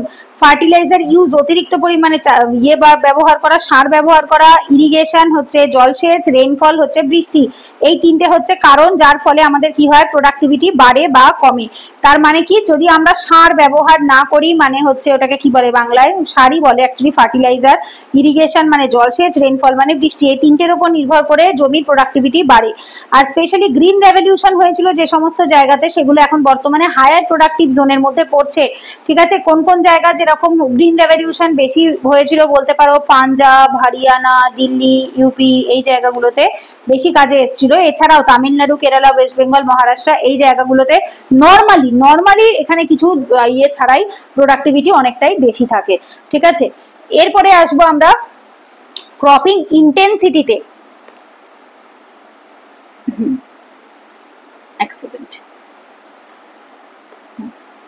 ক্রপিং ইন্টেন্সিটি বলতে কি বোঝায়, তীব্রতা, বাংলায় বললে তীব্রতা।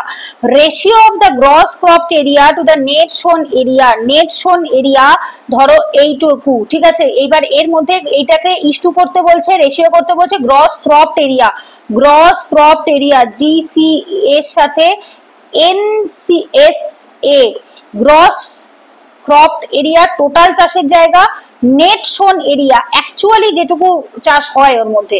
অনেক সময় হয় না, দেখবে এত বড় জমির মধ্যে এইভাবে করে আল কাটা থাকে, আবার এরকম ভাবে আল কাটা থাকে। এবার এই আলের জায়গাগুলোতে তো চাষ হয় না, এই গ্রস এলাকা হয়তো এতটা, বাট এর মধ্যে গাছপালা রয়েছে, গবাদি পশু রয়েছে বা আল কাটা রয়েছে। এবার চাষ হচ্ছে শুধু এই জায়গাটুকুতে, চাষ হচ্ছে এই জায়গায়, এখানে এখানে এই জায়গাগুলোয়। তো তখন এটা হচ্ছে নেট শোন এরিয়ার সাথে গ্রস ক্রপড এরিয়া এইটাকে কম্পেয়ার করা হয়। ক্রপ আর শোনের মধ্যে একটা পার্থক্য আছে। যখন তুমি আম গাছ লাগাও, ঠিক আছে, তখন সেটাকে কি করা হয়, ক্রপের মধ্যে ধরে নেওয়া হয়। আর যখন তুমি ধান লাগাও, শুধু ধরো ধান লাগিয়েছো, গম লাগিয়েছো, এই টাইপের ছোট ছোট কিছু লাগিয়েছো, তখন সেটাকে শোনের মধ্যে ধরা হয়। মানে যেটা হারভেস্ট করছো তাড়াতাড়ি উঠে যাচ্ছে। একটা আম গাছ, জাম গাছ, এগুলো তো বহু বছর ধরে থাকে, প্রত্যেক বছর কাটার দরকার পড়ে না, এগুলো তো আমরা কাটি না। বাট ধান, গম, জব এগুলো তো আমাদের প্রত্যেক বছরই কাটতে হচ্ছে, রাইট? একটা টাইমের পরে গিয়ে আবার জিনিসটা যখন হারভেস্ট হচ্ছে পুরোটা উঠে যাচ্ছে। তো এইভাবে করে এটাকে আমরা কি করে থাকি, রেশিও করে থাকি, তুলনা করে থাকি। রেশিও মানেই ভাগ, 1/1 হয়ে যাবে। তো তখন যে অ্যান্সারটা পাই, that is called the cropping intensity. কতটা তীব্রতায় চাষ হচ্ছে সেইটা বোঝা যাবে। as the land is cropped multiple times, যেহেতু জমিগুলো বারবার করে চাষ করা হয়, টাউন ক্রপিং ইন্টেন্সিটি ইনক্রিজেস। বলছে এর ফলে কি হয়, ক্রপিং ইন্টেন্সিটি আস্তে আস্তে বাড়তে থাকে এবং এটা ডিপেন্ড করছে ক্লাইমেটের উপরে, ডিমান্ড অফ দ্য ক্রপস, সেই ক্রপস এর কতটা ডিমান্ড আছে মার্কেটে, তার উপরে অ্যাভেলেবিলিটি অফ ইরিগেশন, জলসেচ কতটা রয়েছে, এবং আদার ইনপুটস, অন্যান্য কি কি ইনপুটস রয়েছে সেগুলোর উপরে, মানে কি কি সার দেওয়া হচ্ছে, কতটা ট্রিটমেন্ট করা হচ্ছে, তার উপর নির্ভর করে এটা হয়ে থাকে। আচ্ছা, এরপরে আসবো বুস্টিং প্রোডাক্টিভিটিকে বুস্ট করার জন্য আমরা কি কি করতে পারি, জলসেচ করতে পারি, লো ক্রপ ইন্টেন্সিটি, যেটা আমাদের ইরিগেশন রিলেটেড একটা চ্যাপ্টার আছে নেক্সট ক্লাসে, কালকের ক্লাসটাতেই আমরা করব। লো ক্রপ ইন্টেন্সিটি রিজনটা কি বলছে দেখো, প্রাইম মিনিস্টার যে একটা স্কিম এনেছিল, KSY বোধহয়, নামটা আমি ভুলেও গেছি এই মুহূর্তে, এখন ফুল ফর্মটা আমার মনেও নেই, সেই সময় পড়েছিলাম। কি বেশ যেন চাষিদেরকে বীজ দেওয়া হতো, ফার্টিলাইজার দেওয়া হতো, এরকম টাইপের একটা কিছু ছিল, নামটা এখন এই মুহূর্তে মনে পড়ছে না, একটুখানি চেক করে নিও, খেয়াল নেই, মানে একবার সার্চ করে দেখে নিও, তখন অনেক সেই সময়কার আর কি বেরিয়েছিল, 2016-17 সালে এসেছিল। সিডস এবং ফার্টিলাইজার দেওয়া হতো, সয়েল হেলথ কার্ড দেওয়া হতো, নতুন টেকনোলজি দেওয়া হতো যার ভেতরে GM crops, precision farming, diversification, অনেক ওয়াইডার চয়েস ছিল, ভ্যারাইটি ছিল। ব্রিং ডাউন দ্য পসিবল, এটা দেওয়া হবে, bring down the possible risk, যাতে কিনা চাষিদের রিস্কটা একটু কমে, এইটাকে বুস্টিং প্রোডাক্টিভিটি, চাষের প্রোডাক্টিভিটিকে বাড়াবার জন্য এই জিনিসটা করা হয়। এরপর আসে ক্রপস। ক্রপস বলতে কি বোঝায়? Crop is a plant or animal product, এইটা মাথায় রাখতে হবে। ক্রপ মানে হচ্ছে এটা প্ল্যান্টও হতে পারে, অ্যানিমাল প্রোডাক্টও হতে পারে, that can be grown and harvested extensively. ঠিক আছে, জেনারেলি তো আয়ুর্বেদা বলো বা আমাদের ইতিহাস বলো, সে ক্রপ মানে প্ল্যান্টকেই বোঝায়। বাট যাই হোক, এখন মডার্ন সায়েন্সের মধ্যে এই যে পোলট্রি ফার্ম হয়, আর কি কি হয়, এগস এর জন্য, আর মিটস এর জন্য, স্কিনের জন্য, এইগুলোকেও এরা এখন ক্রপের মধ্যেই ধরে থাকে। তো এদের কাছে ওই কি বলবো, ধান গম চাষ করা যেরকম, সেরকমই হচ্ছে পশুপালন করে, পশুপালন খাওয়ার জন্য বা ডিমের জন্য, পোলট্রির জন্য বা অ্যানিমেলের কাছ থেকে দুধ নেওয়ার জন্য, এই যে প্রসেসটা, এটাকেও এরা ক্রপ বলেই এখন মনে করে থাকে, ফর প্রফিট অর সাবসিস্টেন্স। ঠিক আছে, লাভের জন্য বা নিজেদের জীবিকা নির্বাহের জন্য। লাভটা কে করছে? যে বিজনেস চালাচ্ছে সে, আর যে খাচ্ছে সে সাবসিস্টেন্সের জন্য। India is the world's largest milk, pulse and jute producer, and that is very true, এখনো তাই আছে। আরো অন্যান্য জিনিসও হয়তো লার্জেস্ট হয়ে গেলেও যেতে পারে, মিল্কে তো লার্জেস্ট আছে, পালস এবং জুট প্রডিউসেও ইন্ডিয়া লার্জেস্ট হয়েছে, সব থেকে বেশি ইন্ডিয়াই প্রডিউস করে থাকে। আচ্ছা, এরপরে আসবো আমরা ক্রপ ক্লাসিফিকেশন। এক সেকেন্ড, কোথায় পড়াচ্ছিলাম? হ্যাঁ, crop classification, types of produce, কত রকমের টাইপস রয়েছে ক্রপ ক্লাসিফিকেশনের মধ্যে। আচ্ছা, ফার্স্ট আসছে কি? Food grain. ঠিক আছে, ফুড গ্রেন যেটাকে আমরা বাংলায় বলে থাকি খাদ্যশস্য। হিউম্যান কনজাম্পশন, মানুষের খাওয়ার জন্য এটা ব্যবহার, যেমন দেখো স্টার্চি, স্টার্চি হচ্ছে কোনগুলো? হচ্ছে rice, roti, these are come under starchy. এছাড়া মিলেট, এগুলোকে স্টার্চি বলা হয়। Edible seeds having nutritional values, rice, wheat, maize, pulse, gram, tur, এগুলো আসে ফুড গ্রেনের মধ্যে। ঠিক আছে, স্টার্চ থাকে যেগুলোতে। এরপর আসে ক্যাশ ক্রপ। ক্যাশ ক্রপ কোনগুলো? যেগুলো হচ্ছে টাকা দেয় বেশি, মানে যেগুলো দাম বেশি, সেল ইন র অর প্রসেস, যে কোনো ফরম্যাটেই এটা বিক্রি হয়। যেমন কটন দু রকম ভাবেই বিক্রি হয়, জুট অনেক রকম ভাবে বিক্রি হয়, টোব্যাকো, ক্যাস্টার অয়েল সিড, এইগুলো যে ক্যাস্টার অয়েল আমরা বলি, সেই ক্যাস্টার।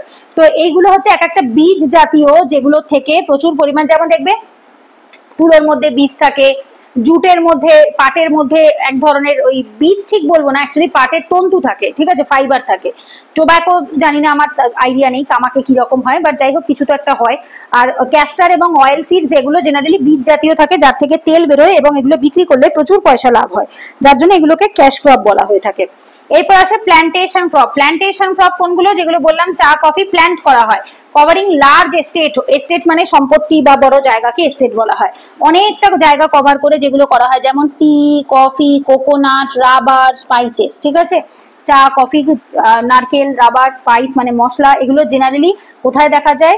এই টি, coffee, just a second, north ইস্টে প্লাস সাউথে, কোকোনাট সাউথে, ইস্টের দিকে সামান্য দেখা যায়, রাবার, স্পাইস এগুলো সাউথে দেখা যায়। হর্টিকালচার। হর্টিকালচার হচ্ছে ফ্রুটস অ্যান্ড ভেজিটেবলস, যেখানে ফল এবং ভেজিটেবলস চাষ করা হয়, যেমন অ্যাপেল, ম্যাঙ্গো, বানানা, অনিয়ন, টমেটো এটসেট্রা, এগুলো আসে হচ্ছে হর্টিকালচারের মধ্যে, এদেরকে ধরা হয়ে থাকে। এর ভেতরে টমেটো, অনিয়ন এদেরকেও ধরা হয়, বাট যদিও তারা ইসের মধ্যেই পড়ে, সবজির মধ্যেই পড়ে, বাট স্টিল তাদেরকে হর্টিকালচারেই ধরা হয়। আচ্ছা, এরপরে আসবো crop classification based on the climate. ক্লাইমেটের উপর বেস করে আমরা ক্রপকে ক্লাসিফাই করেছি, ভাগ করেছি। দেখো কি কি ভাগ করেছি? Tropical, temperate. ট্রপিক্যাল কোনগুলো? যেগুলোতে এলাকা হচ্ছে গরম থাকে, ওয়ার্ম ক্লাইমেট থাকে, যেমন রাইস, সুগার কেন, জাওয়ার, এগুলো। ঠিক আছে, যেটাকে আমরা বাংলায় জোয়ার বলে থাকি, ওটা ইংলিশে জাওয়ার লেখা। টেম্পারেট কোনগুলো? যেগুলোতে ঠান্ডা এলাকা থাকে, একটু শুষ্ক এলাকা হয়। ওয়েল ইন কুল ক্লাইমেট, ভালো তৈরি হয় কখন? যেখানে ঠান্ডা থাকে, যেমন হুইট, গ্রাম, পোটাটো এটসেট্রা। ঠিক আছে, এইগুলো হচ্ছে দুটো ধরনের, হলো কিসের উপর বেস করে? ক্লাইমেটের উপর বেস করে। আর ক্লাইমেটটাও জেনারেলি আসে কিসের উপর বেস করে? লোকেশনের উপর বেস করে। আর লোকেশনটাও আসে কিসের উপর বেস করে? ল্যাটিটিউডের উপর বেস করে। So it is a physical features, it is based on the physical features. এরপর আসে crop classification based on growing season, কোন টাইম পিরিয়ডে হচ্ছে? It is based on the time. Time, growing season মানে time. আর time আসে কিসের উপর base করে? আমরা পড়েছি লংগিটিউডের উপর বেস করে, রাইট? সো এইভাবে করে আমাদের লিখতে হবে crop classification based on the latitude and based on latitude ব্র্যাকেটে লিখবো climate, কারণ ল্যাটিটিউডের উপর বেস করে ক্লাইমেট হয়। তারপরেটাতে আমরা লিখবো crop classification based on the longitude ব্র্যাকেটে লিখবো time and that is the growing season। তো বেসিক্যালি কি হয়েছে, নিজের নলেজটাকে একটু ডাইভার্সিফাই করতে হবে এবং লেখাটাকে আরেকটু এনহান্স করতে হবে ফর মেন্স অ্যান্সার রাইটিং। এগুলো প্রিলিমসে নয়, মেন্সে বেশি কাজে আসবে। ওকে, নাম্বার 1-এ কি বলছে, দ্য খারিফ। খারিফ ক্রপ কোথায় রয়েছে? From June and ends. Kharif কথাটা জেনারেলি কখন ইউজ হয়ে থাকে? বর্ষাকাল, যেটাকে আমরা বলে থাকি বর্ষা বা গরমের টাইমে জেনারেলি জল থাকে, যেখানে জল বেশি থাকে সেখানে তৈরি হয়, সেটাকে খারিফ বলে, যার ভেতর প্রধান হচ্ছে ধান। আর রাবি কোনটা? রাবি জেনারেলি হয়ে থাকে শীতকালে, যেখানে জলের শুষ্কতা থাকে, জল কম থাকে, আর হচ্ছে জেনারেলি এখানে বেশি হয়ে থাকে দ্যাট ইজ গম, ঠিক আছে। আর এইটা জেনারেলি ওয়েস্ট বেঙ্গলে দেখা যায়। রবি ক্রপটা নর্থের দিকে, নর্থ ইন্ডিয়ার দিকটাতে বেশি দেখা যায়। এইবার যাই হোক, চলো আমরা এবার একটু পড়ে নিই বই থেকে কি বলছে। দাঁড়াও এক সেকেন্ড। ওকে, কি বলছে? খারিফ ক্রপ বলছে শুরু হয় জুনে, শেষ হয় অক্টোবরে। আর এটা কখন? সাউথ ওয়েস্ট মনসুনের সাথেই এটা আসে। আর এটা কি করে থাকে? ট্রপিক্যাল ক্রপস গুলো যে কালটিভেট করা হয় সেইগুলো, যেমন এই টাইমটাতে ট্রপিক্যাল ক্রপস গুলো, এই যে ট্রপিক্যাল ক্রপসটা এটা এই টাইমে হয়, যেমন রাইস, কটন, জুট, জোয়ার, বাজরা, তুর, এগুলো, ঠিক আছে। যে তুর ডাল বলি না, যেটাকে অরহরের ডালও বলা হয়ে থাকে বোধহয়। আচ্ছা, এরপরে আসবো কি রাবি। রাবি ক্রপের ক্ষেত্রে আমরা কি দেখতে পাচ্ছি? শীতকালে হচ্ছে, যখন শীতকাল উইন্টার শুরু হচ্ছে অক্টোবর নভেম্বরে এবং শেষ হচ্ছে মার্চ এপ্রিলে, সেই সময় এই রাবি ক্রপটা চাষ করা হয়। এটা মানে শুরু হয়, যদি বলে যে বপন করা হচ্ছে কখন? অক্টোবর নভেম্বরে। আর তোলা হয়, হারভেস্ট করা হয় কখন? That is March April. এই সময় ঠান্ডার ওয়েদার থাকে, লো টেম্পারেচার থাকে, টেম্পারেট বা সাবট্রপিক্যাল করা হয়, যেমন হচ্ছে মাস্টার্ড এটসেট্রা, এইগুলো এই সময়ের মধ্যে আসছে। এরপর আসে zaid crop, which is very very famous crop, zaid crop. Zaid ক্রপকে কি বলা হচ্ছে? দেখো, এই যে জাইদ ক্রপটা থাকে, এটা মাত্র মাঝখানে 2 মাসের টাইম পিরিয়ডে আসে। কি হচ্ছে? 2 মাসের টাইম পিরিয়ডে আসছে, during the summer cropping and beginning of the harvesting of Rabi crop. মানে খারিফ শেষ হলো আর রাবি শুরু হবে, এর মাঝখানে যে 2 মাস থাকছে সেই সময়টাতে এটা হয়। আর জেনারেলি জলসা ফল যেগুলো থাকে, সেই জলসা ফলগুলোই কিন্তু এখানে ব্যবহার হয়ে থাকে, মানে তৈরি করা হয়ে থাকে। যেমন দেখো, ওয়াটারমেলন, কিউকাম্বার, ভেজিটেবল, ফডার ক্রপও এই সময় তৈরি হয়ে থাকে ইরিগেটেড ল্যান্ডের উপরে। Does not exist in southern India. এই জিনিসটা দক্ষিণ ভারতে দেখা যায় না, ঠিক আছে। এটা উত্তর ভারতে বা পূর্ব ভারতেই জেনারেলি দেখা যায়। ব্যাস, এইভাবে এসে তোমাদের এখানে ক্রপ ক্লাসিফিকেশন শেষ হচ্ছে। এইবার স্টার্ট হচ্ছে আমাদের crop food grain. Food grain কি বলছে? দেখো, ফুড গ্রেন বলছে যে dominant crops in all parts of India. Food grain কাকে বলে? ফুড গ্রেন যেটা আমরা খাই, যেটা ডমিনেন্ট ক্রপ হয়।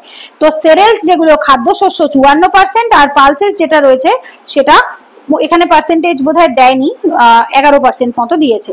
যাই হোক, তো আমাদের খাদ্যশস্য যেগুলো রয়েছে, যেমন দেখো রাইস, হুইট, কোর্স গ্রেনের মধ্যে রয়েছে। আচ্ছা, খুব ইম্পর্টেন্ট, এটা আমি তোমাদের এর আগেও একদিন ক্লাসে আমি বলেছিলাম, যদি তোমরা কেউ না শুনে থাকো তাই আজকে আবার বলে দিচ্ছি। দ্যাট ইজ, এটাকে ফাইন গ্রেন বলা হয়। ধান গমের গা যেটা হয় না, দেখবে খুব এরকম সরু তেলতেলে হয়, এরকম জেনারেলি চালগুলো সরু লম্বা হয় আর গমগুলো এরকম টাইপের হয়, আর এদের গাটা স্মুথ হয়, যার জন্য এদেরকে ফাইন গ্রেন বলা হয়। আর কোর্স গ্রেন কোনটাকে বলা হয়? কোর্স গ্রেন বলা হয়, একটা ই হবে এখানে। কোর্স গ্রেন কোনটাকে বলা হয়? যেটা একটুখানি মোটা হয়, একটু গাটা বাঁকা বাঁকা হয়, একটু সাইজে বড় হয়, সেগুলোকে কোর্স গ্রেন বলে। জেনারেলি কোনগুলোকে কোর্স গ্রেন বলে? মিলেটকে, ঠিক আছে। জোয়ার বাজরা, রাগি, জোয়ার বাজরা, মেইজ, রাগি, এগুলোকে বলা হয়। বার্লে, এগুলো আসে হচ্ছে কিসে? এর ভেতরে, কোর্স গ্রেনের ভেতরে। এই সবগুলোই হচ্ছে সিরিয়ালস, মানে খাদ্যশস্য, নট দানা শস্য। এরপরে আসে দানা শস্য, দ্যাট ইজ পালসেস, মানে যেটাকে আমরা বাংলায় বলি ডাল, ঠিক আছে। আমরা ভাত ডাল খাই না, ভাত ডাল যে খাবারটা খাই, এই যে ভাত ডাল, বা হচ্ছে অনেকে কিনুয়ার সাথে ডাল খাচ্ছে, যেটাই খাক না কেন, বা রাগি রুটির সাথে বা হুইটের রুটির সাথে ডাল খাচ্ছে, তো এই পালস হচ্ছে সেই ডাল। তো যেটা কিনা আমাদের প্রোটিন সোর্স থাকে, ডালে কি থাকে? প্রোটিন থাকে। বাট এই প্রোটিনটা কি প্রোটিন থাকে? ইনকমপ্লিট প্রোটিন থাকে, সম্পূর্ণ প্রোটিন থাকে না। অ্যাবজর্পশন কমপ্লিট না, 9টা অ্যামাইনো অ্যাসিডেরই কমপ্লিট অ্যাবজর্পশন ডাল একা করতে পারে না, তো যার জন্য তার সাথে কার্বোহাইড্রেটের দরকার হয়। আর যে কার্বোহাইড্রেটটা আমরা পাই কোথা থেকে? এই সেরেলস থেকে। তো যার জন্য আমাদেরকে দুটো আমরা একসাথে করে খেয়ে থাকি। এইটা আমাদের ন্যাচারাল ফার্টিলিটিকে, আমাদের উর্বরতাকে বাড়িয়ে দিচ্ছে। ইন্ডিয়া সবসময় পালসেস উৎপাদনে এগিয়ে থাকে, লিডিং থাকে। ড্রাইল্যান্ড অফ ডেকান, দাক্ষিণাত্যের শুষ্ক জায়গা, central plateau, north West India, এই জায়গাগুলোতে বেশি হয়ে থাকে। ইন্ডিয়ার 11% টোটাল ক্রপ এরিয়া অ্যাকচুয়ালি আমরা ডাল বা পালসেস আমরা ইয়ে করে থাকি, উৎপাদন করে থাকি, যার ভিতরে এক্সাম্পলে বলছে গ্রাম, তুর সবই অ্যাকচুয়ালি আসে, লেন্টিল থেকে শুরু করে মুগ ডাল, মসুর ডাল, ইন্ডিয়াতে কি ডাল নেই, সব রকম ডাল আছে, প্রায় 10 থেকে 12 রকমের ডাল আছে, তার বেশিই হবে অ্যাকচুয়ালি। তো এইগুলো আসে হচ্ছে পালসেসের মধ্যে, বোঝা গেছে। এরপরে আসবো আমরা ড্রাইল্যান্ড ফার্মিং। ড্রাইল্যান্ড ফার্মিং কোথায়? যেখানে বৃষ্টিপাত 75 সেন্টিমিটারেরও কম হয়ে থাকে সেই সমস্ত জায়গা, যেমন ধরো রাজস্থান রয়েছে, গুজরাট রয়েছে, সেখানে শুষ্ক ক্রপ তৈরি হয়, যেমন রাগি, বাজরা, মুগ, গ্রাম, ফডার ক্রপ। ফডার ক্রপ মানে হচ্ছে গবাদি পশুর খাবার, এই যে ভুসি হয় না, ভুসি গরু ছাগলদেরকে খেতে দেয় যেটা দিয়ে মেখে, ওইগুলোকে ফডার ক্রপ বলা হয়। তো জোয়ার, বাজরা, রাগি, তারপরে হচ্ছে মুগ ডাল, গ্রাম, গ্রাম মানে হচ্ছে ইয়ে বেসন যেটা দিয়ে তৈরি হয়, মানে ওটাকে কি যেন আমরা বলি, ছোলার ডাল, ঠিক আছে। সো এইগুলোকে বলা হয়ে থাকে, হর্স গ্রামও বলা হয়ে থাকে, যেহেতু ঘোড়া ছোলা খায় ওই কারণে হর্স গ্রামও নাম শুনে থাকবে, এগুলোকে গ্রাম বলা হয়। আর ওই যে আমরা যে বেসনটা ইউজ করি, ছাতুটা ইউজ করি, ওগুলোকেও সবগুলোকেই গ্রাম বলা হয়ে থাকে। আচ্ছা, এরপরে আসে মেজর ক্রপস অফ ইন্ডিয়া। এইবার বিষয়টা হয়ে গেছে কি বাবু, এইখান থেকে তোমাদেরকে একটু বাদ দিতে হবে, কারণ সমস্যাটা হয়ে গেছে এখানে আমার প্রচুর ওল্ড ডেটা, মানে আমি যে সময় লিখেছি সেই সময় 2019-20 সালে যে ডেটা অ্যাভেলেবেল ছিল সেগুলোই আমি লিখেছি। তোমরা এখান থেকে কি করবে আমি বলে দিচ্ছি, তোমরা এখান থেকে শুধুমাত্র স্ট্যাটিক প্লাস কনসেপ্ট যা বদলাবে না সেইটুকুই এখান থেকে পড়বে, ঠিক আছে। এটা আমি জানি না তোমাদের বইয়ে এনসিইআরটি তে আছে কিনা, যদি থাকে খুব ভালো কথা, না থাকলে হ্যাঁ এনসিইআরটি তে ছিল বাট সব ছিল না, কিছু কিছু তো ছিল আশা করি, না থাকলে এখান থেকে দেখবে অথবা পেরিয়ারের বই থেকে দেখবে। তবে এটা না আপডেটেডই হতে হবে, এটা পুরনো পড়ে কোনো লাভ নেই। যেমন দেখো এইখানে কিছু কিছু জিনিস আমি বলে দিচ্ছি কোন জায়গাগুলো পড়বে, এগুলো এটা টোটালটা, ঠিক আছে। This all are, just a second, এটা হচ্ছে ফ্যাক্টস যেগুলো তোমাদেরকে রাট্টাফিকেশন করতে হবে, মানে মুখস্থ করতে হবে, এগুলোকে ইয়ে করার কিছু জায়গা নেই। দেখো স্ট্যাপল ফুড অবশ্যই আমরা জানি কোথায় বেশি হয়ে থাকে, দক্ষিণ ভারতে আর নর্থ ইস্ট ইন্ডিয়াতে হয়ে থাকে। এই জায়গাটা স্কিপ করে যাও, হ্যাঁ এখানটা স্কিপ করে যাও, ব্যাস দরকার নেই। কেন এই যে 2020-21 কথা বলছি, ওয়েস্ট বেঙ্গল লার্জেস্ট প্রডিউসার তখনও ছিল, এখনো আছে। হাইয়েস্ট এক্সপোর্ট ইন্ডিয়া করে রাইসের, তখনও করতো, এখনো আছে। ইউপি সেকেন্ডে তখনও ছিল, এখনো আছে। তবু কিছু জিনিস তো অবশ্যই চেক করতেই হয়, কারণ কি হয় এগুলো না খুব গায়ে গায়ে থাকে, বাই চান্স এবছর দেখা গেল তারা নেই, পরে যে সেকেন্ডে ছিল সে ফার্স্টে চলে এলো, তো হতেই পারে, সেটা একবার একটুখানি তবু চেক করে নেবে। আচ্ছা, ফেভারেবল কন্ডিশন এইগুলো বদলায় না জেনারেলি, এইগুলো সেমই থাকে। প্রথমের যে এই ইনফরমেশনসটা রয়েছে না, এই ইনফরমেশনসটা অনেক সময় বদলালেও বদলাতে পারে, যেমন হুইটের ক্ষেত্রেও তাই। হুইটের এই যে পজিশনস গুলো দিয়েছে না, এগুলো চেঞ্জ হয়, এগুলো আমি কারেন্ট অ্যাফেয়ার্স থেকে অ্যাড অন করেছিলাম। সো এইগুলো তোমরা চেষ্টা করো কারেন্ট অ্যাফেয়ার্স থেকে দেখা। ইভেন মিলেটেও তাই, এই অংশটা প্রথম না, এটা ঠিক আছে, এটা বদলাতে হবে না। পার্সেন্টেজ বলে দেবো ওখানে, এগুলো একটু বদলিও। আর এখানে অয়েল সিড আছে, এগুলোর পার্সেন্টেজ গুলো একটু চেঞ্জ হতে পারে। পার্সেন্টেজ যেগুলোতে রয়েছে না সেগুলো একটু দেখো, কত কে কোন প্লেসে রয়েছে, ফার্স্ট সেকেন্ড থার্ডে রয়েছে, সেগুলো একটুখানি দেখো। এখানে টোটাল তোমাদের রয়েছে, ব্যাস এই অবধি রয়েছে, ঠিক আছে। চলো যতটা আর কি এখানে যেটা স্ট্যাটিক রয়েছে আমি সেগুলো আর কি পড়িয়ে দিচ্ছি, আর যেখানটাতে গিয়ে দেখবো একদম ডেটা আছে সেটা একটু কারেন্ট অ্যাফেয়ার্স থেকে দেখবে। ওকে, just a second.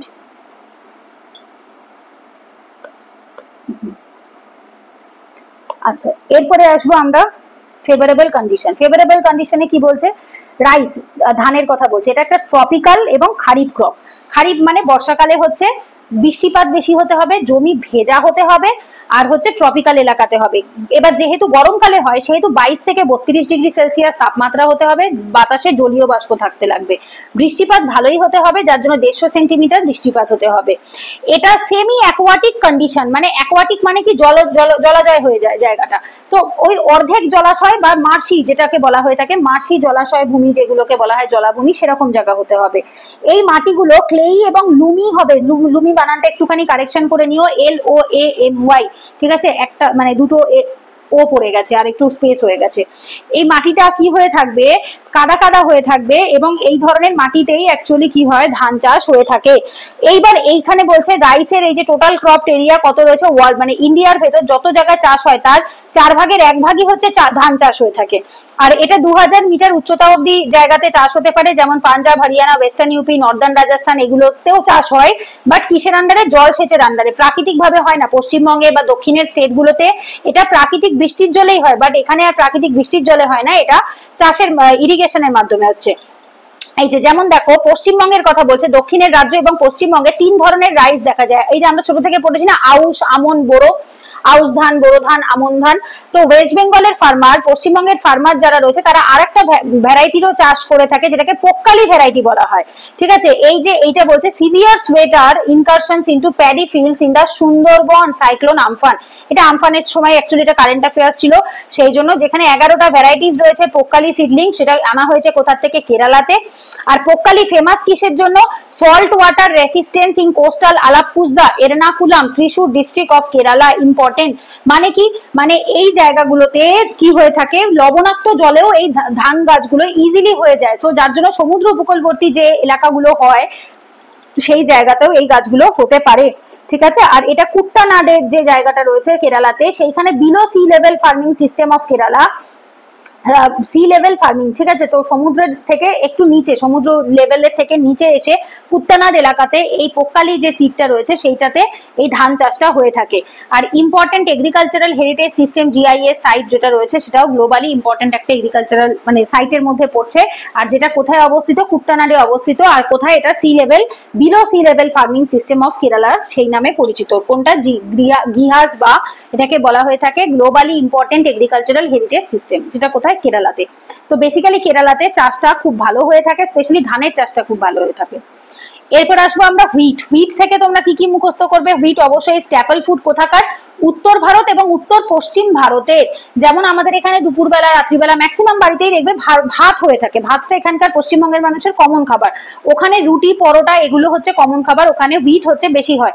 R specially এটা কখন থেকে এটা স্টার্ট হয়েছিল? That was in green revolution, যখন হরিত ক্রান্তি হলো না বা সবুজ বিপ্লব হলো, সেই টাইমটাতে এইটা প্রচুর পরিমাণে বাড়ে। এই যে UP first, Punjab second, Haryana second, third, এইগুলো না একটু চেঞ্জ হতে পারে। আমি আবারও বলছি, এই জায়গাটা আমি স্কিপ করে যাচ্ছি, এটা তোমরা একটু কারেন্ট অ্যাফেয়ার্স থেকে দেখে নিও।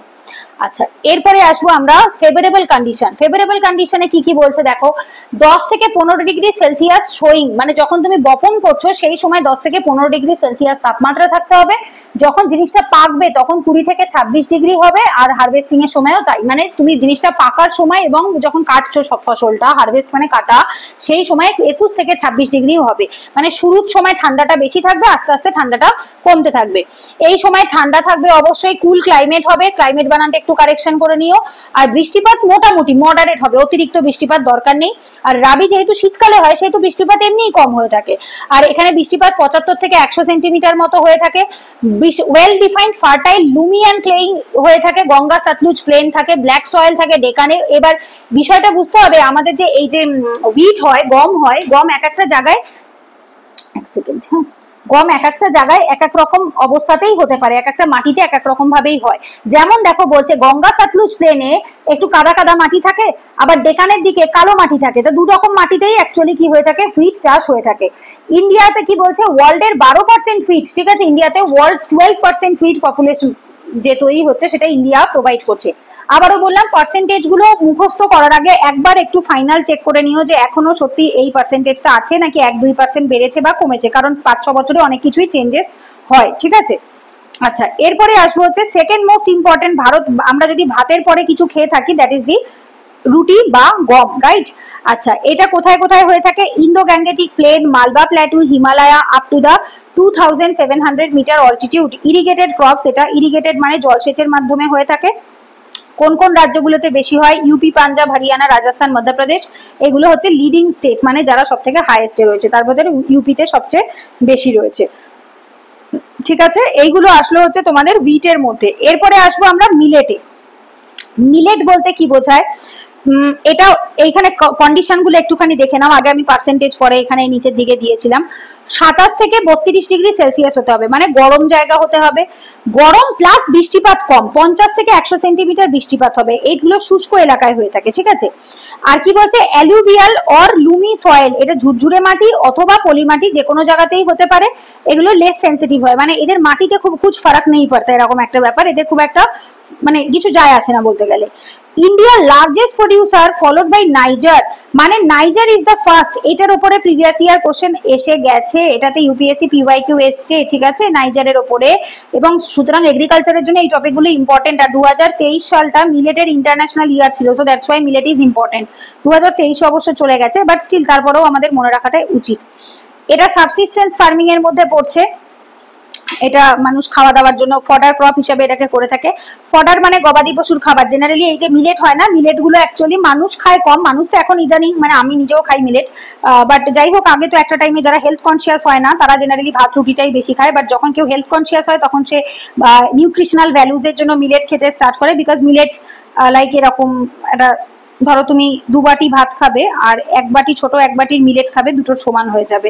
সো মিলেট সামান্য একটুখানি খেলেও পেট ভরে যায়। সো দ্যাটস ওয়াই কি হয়, মিলেটের নিউট্রিশনাল ভ্যালুজ অনেক বেশি থাকে, সেই কারণে এখন মানুষ খাচ্ছে। বাট অ্যাকচুয়ালি এটা ফডার ক্রপ, গবাদি পশুদেরকেই বেশি খাওয়ানো হতো। আর জোয়ার বাজরা রাগি হচ্ছে এর মেন ভ্যারিয়েশন। তো আরো অনেক রকমের আছে, ফিঙ্গার মিলেট আছে, ফক্সটেল মিলেট আছে, তারপর কিনুয়া আছে, শ্যামা দানা বা যেটাকে বলা হয়ে থাকে স্মল মিলেট আছে, লিটল মিলেট বলা হয়, লিটল মিলেট আছে।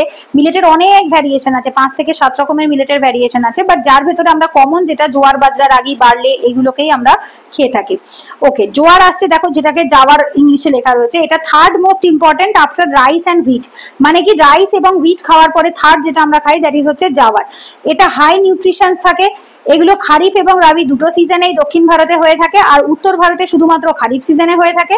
এটা রেনফেড ড্রাইল্যান্ড ফার্মিং এর মাধ্যমে হয়, একটু স্পেলিংটা ঠিক করে নিও, ফার্মিং বানানটা। রেনফেড হয়ে থাকে বৃষ্টি মানে শুষ্ক জমিতে, রেনফেড মানে বৃষ্টির ছায়া অঞ্চল, সেই সমস্ত জায়গাতে এটা হয়ে থাকে। মাত্র 30 সেন্টিমিটার বৃষ্টি পেলেই এটা মানে হয়ে যাবে। এটা একটা কোর্স সিরিয়াল। কোর্স সিরিয়াল মানে হচ্ছে যেটা ওই যে বলছিলাম গাটা এবড়ো খেবড়ো থাকবে। এর গা গুলো কি হয়ে থাকে, এদের গা গুলো এরকম ভাবে একটু বড় বড় হয় আর একটু এবড়ো খেবড়ো হয়, তো যার ফলে কি হয়, নিউট্রিশনাল ভ্যালুসটা অনেক বেশি থাকে। এরা টোটাল হচ্ছে 16.50। এটা একবার চেক করে নিও কারেন্ট অ্যাফেয়ার্স থেকে সেম আছে কিনা। জাওয়ার বা সোরঘাম, যেটা আমরা সোরঘাম বলে থাকি ইংলিশে, সেটা 5.3%। মনে আছে সোরঘাম বা জাওয়ারের আমরা উৎপাদন সেই ইতিহাসের টাইম পিরিয়ড থেকেই পাচ্ছি। সেই প্রথম কুলাঠি, হর্সগ্রাম, সোরঘাম এইগুলো তখন এরা করছে বা উৎপাদন করেছিল নিওলিথিক টাইম পিরিয়ডে, বোধহয় আমরা পড়েছিলাম। তো সেইটাই আর কি বলছে যে এই টাইম পিরিয়ড থেকে ইন্ডিয়াতে এই জিনিসটা চলে আসছে। এটা কোথায় দেখা যায়, জেনারেলি সেন্ট্রাল এবং সাউদার্ন ইন্ডিয়াতে দেখা যায়, মহারাষ্ট্রতে দেখা যায় মোর দ্যান হাফ। ঠিক আছে, মানে মহারাষ্ট্রর হাফের যে উৎপাদন জায়গা রয়েছে সেটাতেই জাওয়ারটাই উৎপাদন হয়। এছাড়া কর্ণাটক, অন্ধ্রপ্রদেশ, মধ্যপ্রদেশ, তেলেঙ্গানা এই সমস্ত জায়গাতেই দেখা যাচ্ছে। এরপর আসে বাজরা। বাজরা ইজ ভেরি ইম্পর্টেন্ট। বাজরা রুটি আশা করি নাম শুনেছো, মুভিতেও অনেক জায়গায় দেখানো হয় বাজরা রুটি। এটা millet second most important millet. মিলেটের মধ্যে সব থেকে ইম্পর্টেন্ট হচ্ছে জোয়ার, তারপরে হচ্ছে বাজরা, দেন হচ্ছে রাগি। তো এখানে বৃষ্টিপাত লাগে 40 থেকে 50 সেন্টিমিটার। আর জায়গাটা মানে ওয়েদারটা প্রচন্ড গরম হতে হবে, শুষ্ক হতে হবে। স্পেশালি কোথায় হয়, উত্তর পশ্চিম এবং পশ্চিমে, স্পেশালি এটা রাজস্থানের স্ট্যাপল ফুড। ঠিক আছে, রাজস্থানে যারা থাকে তাদের কাছে এই তোমরা বাজরার রুটি বা রাগির রুটি এগুলোই খেতে দেখবে। রাগি বলও বলা হয়ে থাকে এটাকে, কেউ কেউ রাগি বল বলে। রাগি বল হচ্ছে তোমার দিয়ে রাগি দিয়ে তৈরি হয়। তো এই খাবারগুলো খুব উত্তর ভারতের এবং পশ্চিম ভারতের খুব ফেমাস খাবার, যেগুলো বাজরা থেকে তৈরি হয়। হার্ডি ক্রপ বললাম না, এগুলো প্রচন্ড শক্ত হয়। ঠিক আছে, আর এরা কি হয়, ড্রাই স্পেলস, ড্রট এগুলোতেও এদের কিছু যায় আসে না। ঠিক আছে, resist frequent spells and drought, মানে এই শুষ্কতা, তারপরে এই বৃষ্টি না হওয়া, এগুলোর সাথে ওরা অভ্যস্ত। ঠিক আছে, তো যার জন্য ওদের নিজেদের ভেতরে প্রচুর ড্রাইনেস রয়েছে।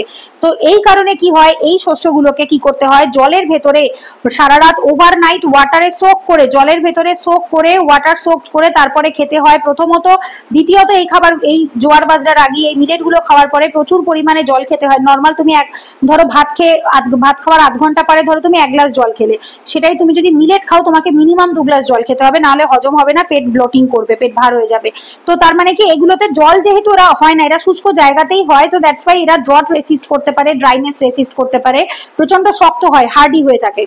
আচ্ছা, এদেরকে দুরকম ভাবেই চাষ করা যায়, কখনো কখনো শুধুমাত্র একাও করা যায়, কখনো মিক্সড ক্রপিং এর মধ্যেও করা যায়।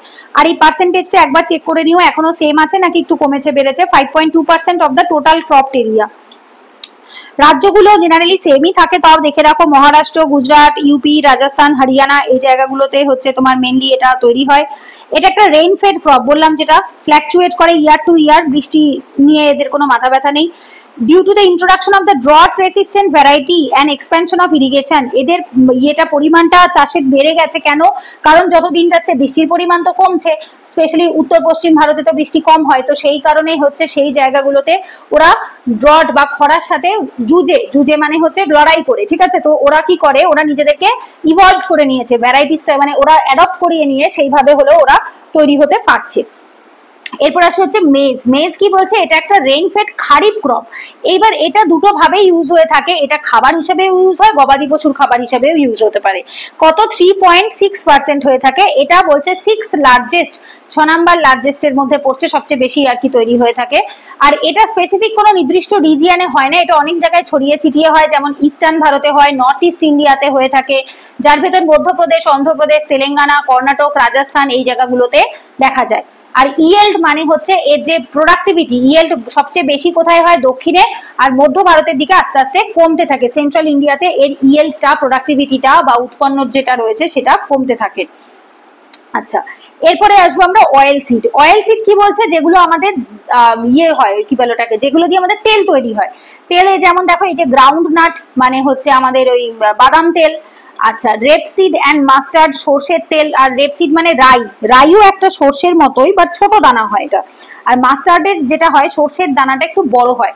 দেখবে দক্ষিণ ভারতে বা নর্থ ইন্ডিয়াতে যখন ঘুরতে গেলে ওরা পোহা রান্না করে, যখন পোহাতে একটা ধরনের জিনিস ওরা ফোড়ন দেয়, সেটা কিন্তু সর্ষে হয় না, ওটাকে রাই বলা হয়, মানে ছোট সর্ষে হয়, সেই ছোট সর্ষে এবং কারি পাতা ফোড়ন দেয়, ওটাকে রাই বলা হয়। এছাড়া সয়াবিন, যে সয়াবিন দিয়ে আমরা কি করে থাকি, তেল তৈরি করে থাকি। Soybean is nothing but the বিন।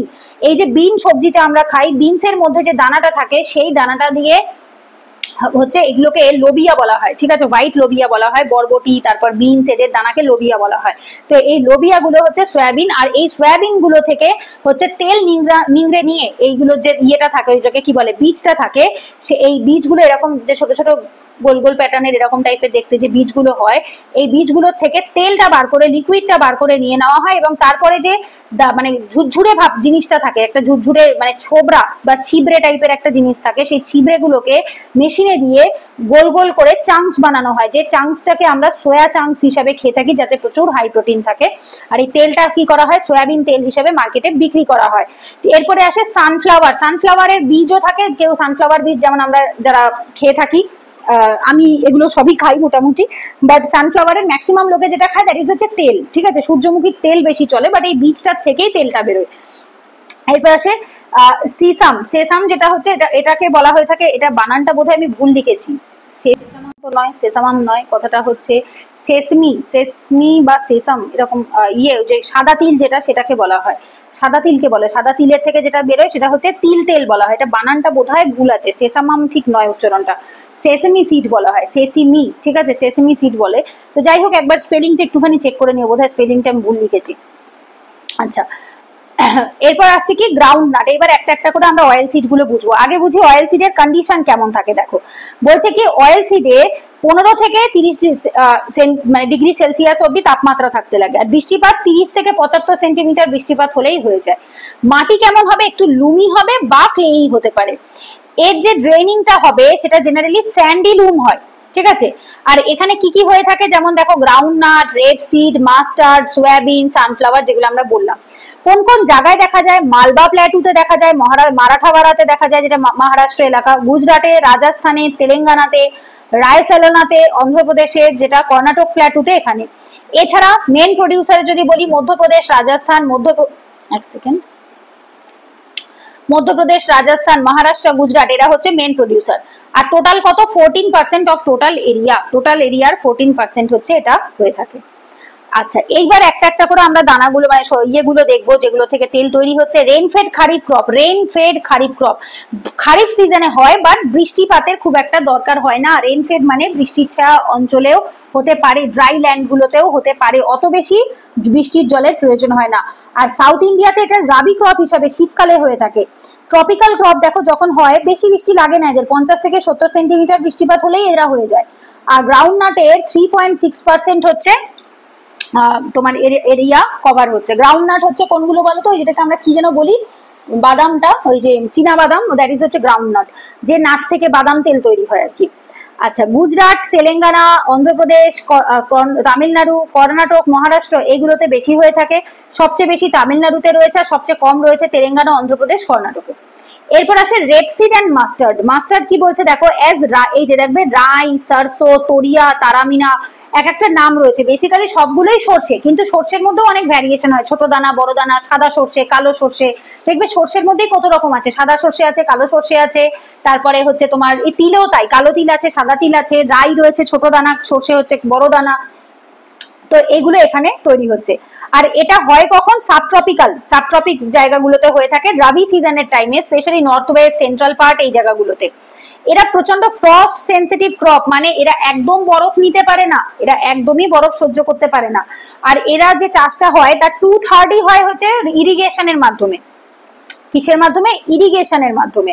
রাজস্থানে 1/3 হয়, আর এখানে কি বলছে, ইউপি, হরিয়ানা, ওয়েস্ট বেঙ্গল, মধ্যপ্রদেশ, এই সমস্ত জায়গাতেও অল্প বিস্তর হয়ে থাকে।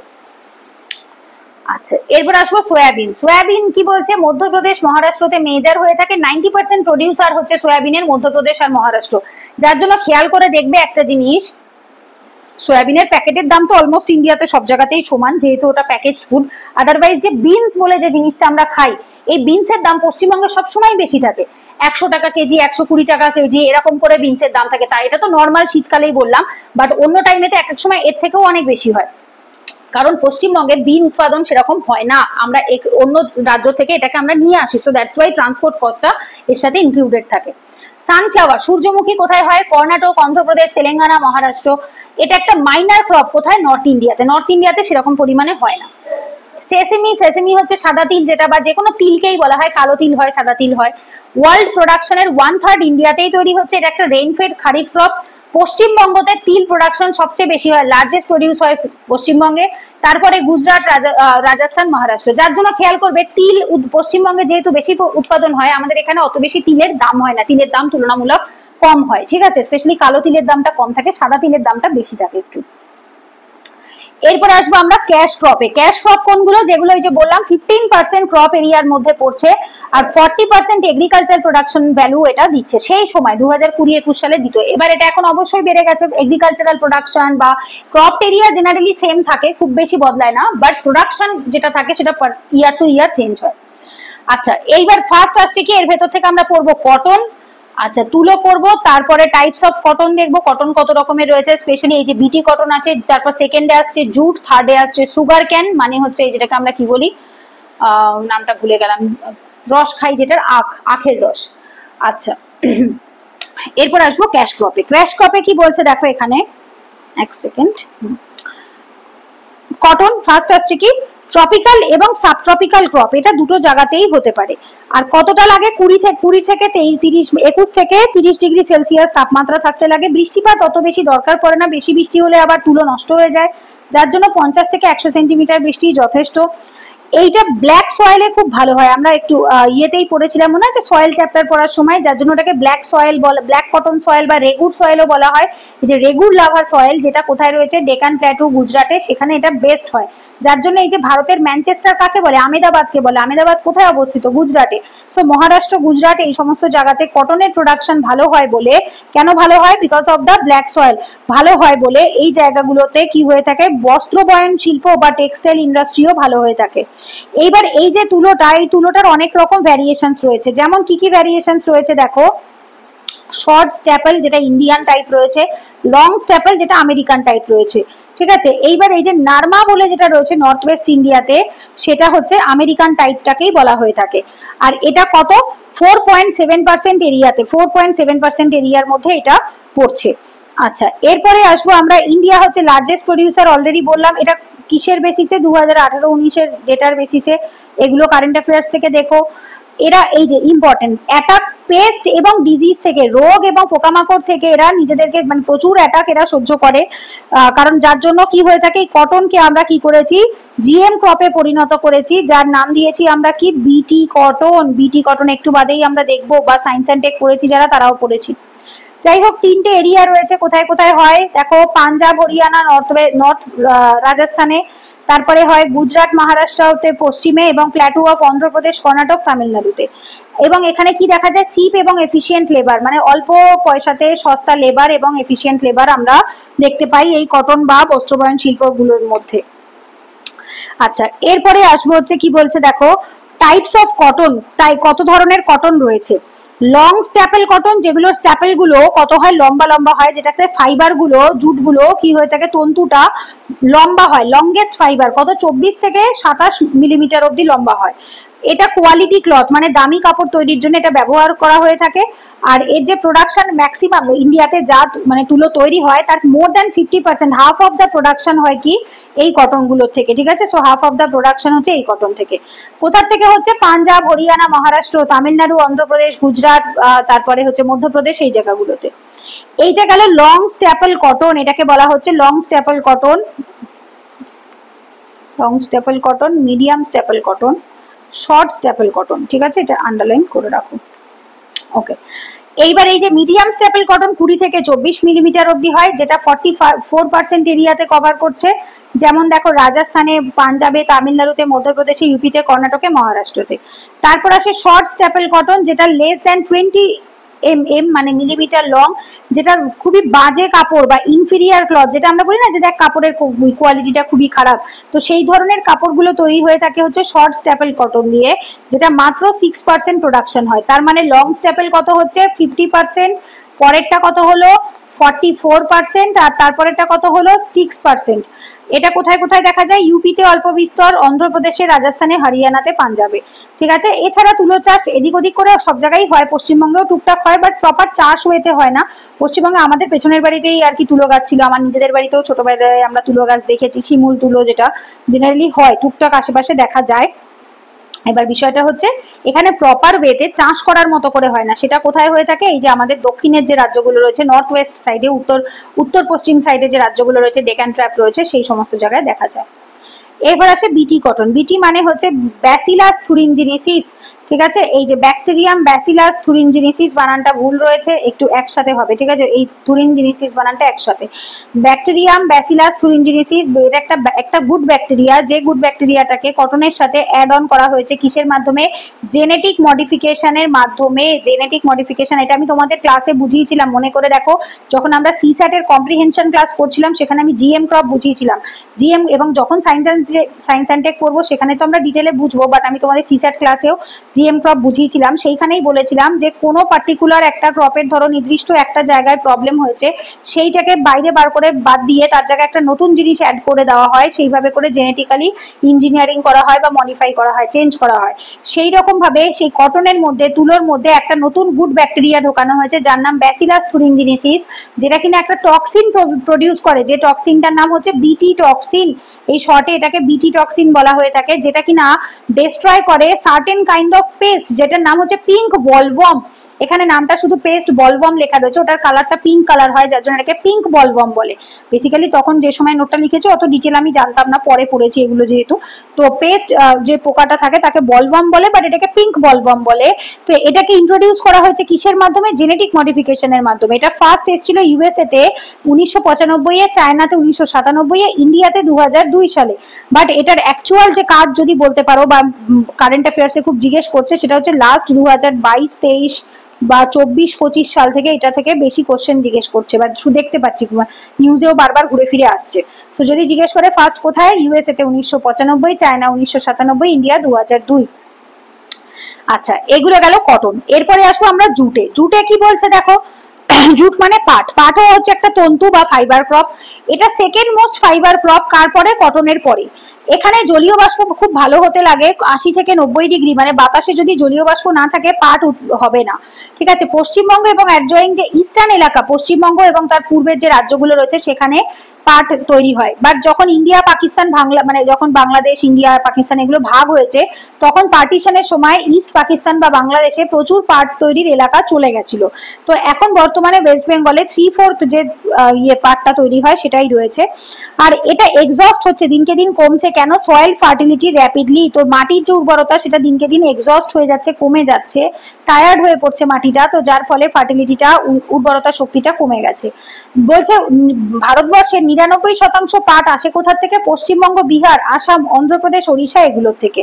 আর মাত্র 0.5% ক্রপড এরিয়া ইন ইন্ডিয়া, মানে ভারতবর্ষে পাটের চাষ কতটুকু এলাকায় হয়, 0.5% এলাকায় হয়। তো যার জন্য দেখবে খেয়াল করে পাটের জিনিসের দাম এই কারণে বেশি। পাটের জুট ব্যাগ, জুটের জামা কাপড় বা জুটের কোনো হ্যান্ডক্রাফটের জিনিস জেনারেলি এগুলো বেশি দামি হয়ে থাকে। পাটের দড়ি, ঠিক আছে, এগুলো থেকে তন্তু বার করা হয়। আমাদের বাড়িতে মানে আমার নিজেদের বাড়িতেই, আমাদের পাশে দুটো এক্সট্রা যে জমি আছে সেই জমিতেই পাট চাষ হতো একটা টাইমে, আমার জেঠু করতো।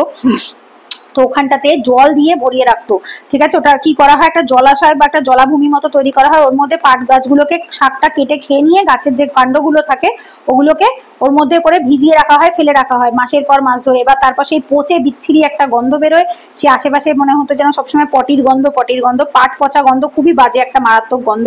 তো ওই জায়গাগুলোতে ওইভাবে করে তন্তু বার করা হয়। এটা তোমরা এখনো দেখতে পাবে কোথায় বলো তো, নদিয়া ডিস্ট্রিক্টে আছে, বনগা সাইডে আছে, তারপরে নদী ফুলিয়া, তারপরে হচ্ছে শান্তিপুর, ওই যে সব জায়গাতে তাঁতকল রয়েছে ওই সমস্ত জায়গাতে এখনো দেখতে পাবে। বনগা সাইডেও এইগুলো দেখা যায়, পাটের তন্তুগুলো দড়ির ওপরে ওপরে ঝুলিয়ে ঝুলিয়ে রাখে। তো ওইভাবে করে পশ্চিমবঙ্গে কিন্তু আমরা প্রচুর পাট ক্রপ দেখতে পাই। এবং সব থেকে বেশি ভারতবর্ষের মধ্যে কোন রাজ্য এগিয়ে রয়েছে পাট চাষ উৎপাদনে, that is the West Bengal.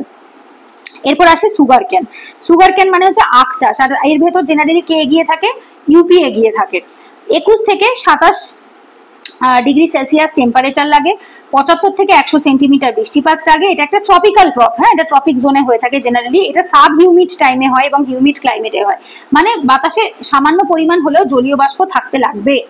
এটা ইরিগেশনের মাধ্যমে হয়ে থাকে, ঠিক আছে, এটা প্রাকৃতিক বৃষ্টির জলে হয় না। ইন্ডিয়াতে লার্জেস্ট রয়েছে, ইন্ডিয়া মানে এখন অব্দি সুগার ক্যান প্রোডাকশনের লার্জেস্ট 18-19 এর ডেটা অনুসারে। এটা স্কিপ করে যাও, এটাও দরকার নেই, তোমরা কারেন্ট অ্যাফেয়ার্স থেকে 2025-26 এর ডেটা দেখে নিও। ইন্দো গ্যাঙ্গেটিক প্লেনে সবচেয়ে বেশি হয়, লার্জেস্ট হচ্ছে ইউপি, তারপর মহারাষ্ট্র আছে, গুজরাট আছে। বাট এটা না অনেক সময় চেঞ্জ হয়, কোনো বছর গুজরাট আগে চলে যায়, মহারাষ্ট্র আগে চলে যায়, কখনো মহারাষ্ট্র আগে যায় বা ইউপি পরে যায়। তো একবার চেক করে নিও তোমরা যে বছর এক্সাম দিচ্ছ সে বছর ইউপি আগে আছে কিনা। আচ্ছা, 3টে বেল্ট রয়েছে সুগার ক্যান চাষের। একটা হচ্ছে সতলুজ গঙ্গা প্লেন, যেটা পাঞ্জাব থেকে বিহার অব্দি রয়েছে, যেখানে 60% প্রোডাকশন হয়, বাট এর যে ইয়েটা রয়েছে মানে প্রোডাক্টিভিটিটা রয়েছে সেটা খুবই কম, লো প্রোডাক্টিভিটি রয়েছে। এরপর আসে কি, ব্ল্যাক সয়েল বেল্ট রয়েছে, কোথা থেকে, মহারাষ্ট্র থেকে তামিলনাড়ু অব্দি, যেটা ওয়েস্টার্ন ঘাটের স্লপে রয়েছে, যেটা হাইলি প্রোডাক্টিভ হয়। কোথায়, ব্ল্যাক সয়েলে যেটা তৈরি হয়, দ্যাট ইজ হাইলি প্রোডাক্টিভ, এখানে প্রোডাক্টিভিটি প্রচুর বেশি থাকে। এরপর আসে কোস্টাল অন্ধ্র এবং কৃষ্ণা ভ্যালি, যেটাতে ফেভারেবল থাকে, সবচেয়ে বেশি পরিমাণ থাকে, ঠিক আছে। এরপর আসবো আমরা প্ল্যান্টেশন ক্রপ। প্ল্যান্টেশন ক্রপ কোনগুলো, যেগুলো প্ল্যান্ট করা হয়, একটু আগেই আমরা বলছিলাম প্ল্যান্টেশন ক্রপ কোনগুলো, লাইক টি, কফি, কফি স্পেলিংটা ভুল হয়েছে, রাবার ডবল ই হবে, ব্যাস। আর এখানে স্পাইসেস এর মধ্যে কি কি রয়েছে, পেপার মানে গোলমরিচ, কার্ডামাম মানে হচ্ছে দারচিনি, চিলি মানে লঙ্কা, জিঞ্জার মানে আদা, টারমারিক মানে হলুদ। হর্টিকালচারের মধ্যে রয়েছে ক্যাশু নাট মানে কাজু বাদাম, ম্যাঙ্গোজ মানে আম, অ্যাপেল মানে আপেল, বানানা মানে কলা, অরেঞ্জ মানে যেটাকে বাংলায় আমরা কি বলি, কমলা লেবু, আর পিচ ফল তো একটা আলাদাই ফল আছে, ব্যাস। চলো এবার একটা একটা করে আমরা দেখে নিই। প্ল্যান্টেশন ক্রপ, ফার্স্ট কি বলছে, প্ল্যান্টেশন ক্রপ। প্ল্যান্টেশন ক্রপে এখানে কি বলছে, কত কুড়ি, এই যে প্ল্যান্টেশন হচ্ছে large scale estate meant for farming, স্পেশালাইজেস in the cash crop. Cash crop যেগুলো থেকে প্রচুর পরিমাণ পয়সা আসে সেই ধরনের ক্রপ চাষের জন্যই এটা ব্যবহার করা হয়। 20 থেকে 30 ডিগ্রি সেলসিয়াস তাপমাত্রা থাকতে লাগবে, 150 থেকে 300 সেন্টিমিটার বৃষ্টিপাত হতে লাগবে, deep fertile well drained soil হতে লাগবে, ডিপ হবে, মাটিটা গভীর হবে, উর্বর হবে, ওয়েল ড্রেইন, ভালোভাবে জলটা এদিক ওদিক যাবে যাতে জল জমে না থাকে, কারণ মাটিতে জল জমে থাকলে কিন্তু চা গাছ মরে যায়। সো জলটা যাতে, বৃষ্টির জলটা যাতে জমে না থাকে, এদিক ওদিক করে যেন বেরিয়ে যায়, যার জন্য কি করা হয়, ধাপ কাটা হয়, ধাপ কেটে কেটে কিন্তু এই চা গাছগুলোকে পাহাড়ের ধারে লাগানো হয়ে থাকে, যেটা আমরা কোথায়, কেরালাতে বা আসামে, দার্জিলিং এ দেখতে পাচ্ছি। আচ্ছা, এইখানে মাটিটা কি হতে হবে, রিচ ইন হিউমাস এবং অর্গানিক ম্যাটার। হিউমাস মানে কোনো পশু পাখি গাছপালা কিছু যদি মাটিতে মরে যায় তাদের দেহ থেকে যে রসটা নিঃসৃত হয় তাকে হিউমাস বলা হয়। আর অর্গানিক ম্যাটার মানেও হচ্ছে তাই, গবাদি পশু বা যে কোনো পশু গাছ, যে কোনো জৈব জিনিস যেগুলো বায়ো আছে, ঠিক আছে, যেটা বায়োটিক অ্যানিমাল যারা, বায়োটিক ট্রি যারা, তাদের থেকে জৈব বডির থেকে যে জিনিসটা নিঃসৃত হয়ে মাটিতে মেশে সেটাকেই অর্গানিক ম্যাটার বলে। যেমন দেখো বলছে এই পাতাটাতে ক্যাফিন বা ট্যানিন থাকে, যে যার জন্য, এই যে ক্যাফিন হচ্ছে একটা নেশা জাতীয় দ্রব্য এবং ট্যানিন হচ্ছে যেটাতে আমাদের বডিতে ট্যান পড়ে, ঠিক আছে। ওই জন্য অনেক সময় বলে না, অতিরিক্ত চা খেলে গায়ের রং কালো হয়ে যায়, এটা খেলে বারবার খেতে ইচ্ছা করে, কেন, বিকজ এতে ক্যাফিন আর ট্যানিন থাকে। তাই এগুলো বেভারেজেস হিসাবে ইউজ করা হয়ে থাকে, মানে ড্রিঙ্ক হিসাবে। এটা কোথায় কোথায় দেখা যায়? নর্দার্ন চায়নার পাহাড়ি এলাকায় দেখা যায়, এছাড়া ব্রহ্মপুত্র ভ্যালি আসামে দেখা যায়, যেটা 1840-এ ব্রিটিশরা এটাকে মানে প্ল্যান করিয়েছিল। পশ্চিমবঙ্গের দার্জিলিং, জলপাইগুড়ি, কোচবিহারে দেখা যায়। এছাড়া সাউথ ইন্ডিয়াতে নীলগিরি, কার্ডামাম হিল, পশ্চিমঘাটে দেখা যায়। এর প্রয়োজনটা কেন? দেখো যে নিড কি থাকে, abundant chip and skilled labour. এইবার চা চাষ করার জন্য র্যান্ডাম চাষি হলে চলবে না, তার তোমার স্কিলিং জানতে হবে। চা গাছ চাষের একটা নির্দিষ্ট স্কিল হয়, একটা পদ্ধতি হয়, সেটা জানতে হবে।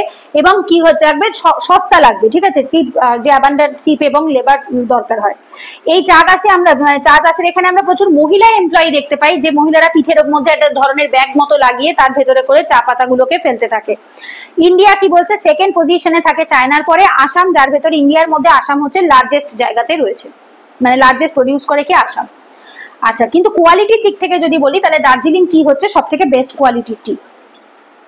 এরপর আসে হচ্ছে কফি। কফি কি বলছে, এটা এর উৎপত্তি কোথা থেকে ইম্পর্টেন্ট, এর উৎপত্তি হচ্ছে এই যে অ্যাবিসিনিয়া প্ল্যাটু, ইথিওপিয়া, ঠিক আছে, ইথিওপিয়া স্পেলিংটা একটু কারেকশন করে নাও প্লিজ, হ্যাঁ, ইথিওপিয়া।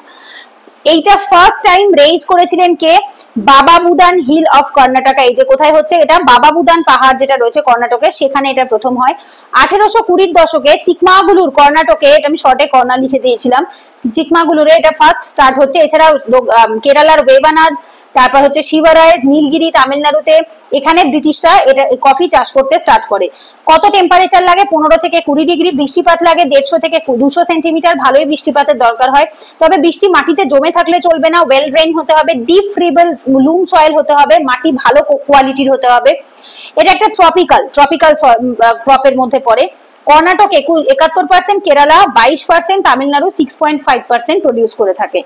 এইবার ইন্ডিয়াতে অনেক ধরনের ভ্যারাইটির কফি দেখা যায়, যেমন দেখো কফিগুলো কি কি আছে, অ্যারাবিকা রয়েছে, রোবাস্টা রয়েছে, লেবেরিয়া রয়েছে। আর ইন্ডিয়াতে সবচেয়ে বেশি দেখা যায় আরাবিকা টাইপ অফ কফি বেশি দেখা যায়। দক্ষিণ ভারতে কফির চাষ সবচেয়ে বেশি হয়। এখানেও প্রচুর পরিমাণে চিপ এবং স্কিল লেবারের দরকার হয়, যেমন চা চাষে হয়। এছাড়া northern and eastern slope are preferred. এখানে কি করা হয়ে থাকে, উত্তর এবং পূর্বের যে স্লপ রয়েছে বা ঢাল রয়েছে পাহাড়ে, সেগুলোকে মেনলি প্রেফার করা হয়ে থাকে কফি চাষের জন্য। এরপর আসে rubber.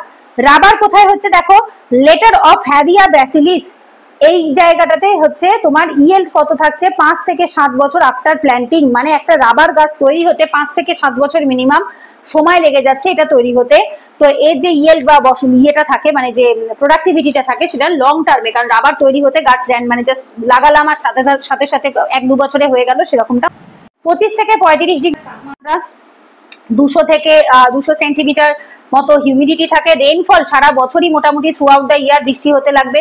Deep well drain লুমি soil হতে হবে। কেরালাতে রাবার হয় 92% রাবার ইন্ডিয়ার কোথায়, কেরালার থেকে আসে। তামিলনাড়ুতে 3%, কর্ণাটকে 2%, ত্রিপুরাতে 2%, আর আন্দামান নিকোবর আইল্যান্ডে সামান্য অল্প বিস্তর দেখা যায়। ব্যাস, এরপরে আসবো আমরা স্পাইসেস। স্পাইসে কি বলছে দেখো, স্পাইস মানে মশলা। মশলার মধ্যে কি কি আছে, পেপার আছে, কার্ডামাম আছে, চিলি, টারমারিক, জিঞ্জার, একটু আগেই নামগুলো বললাম। এইখানে well drain sandy, clay or red loamy or laterite soil থাকতে লাগবে।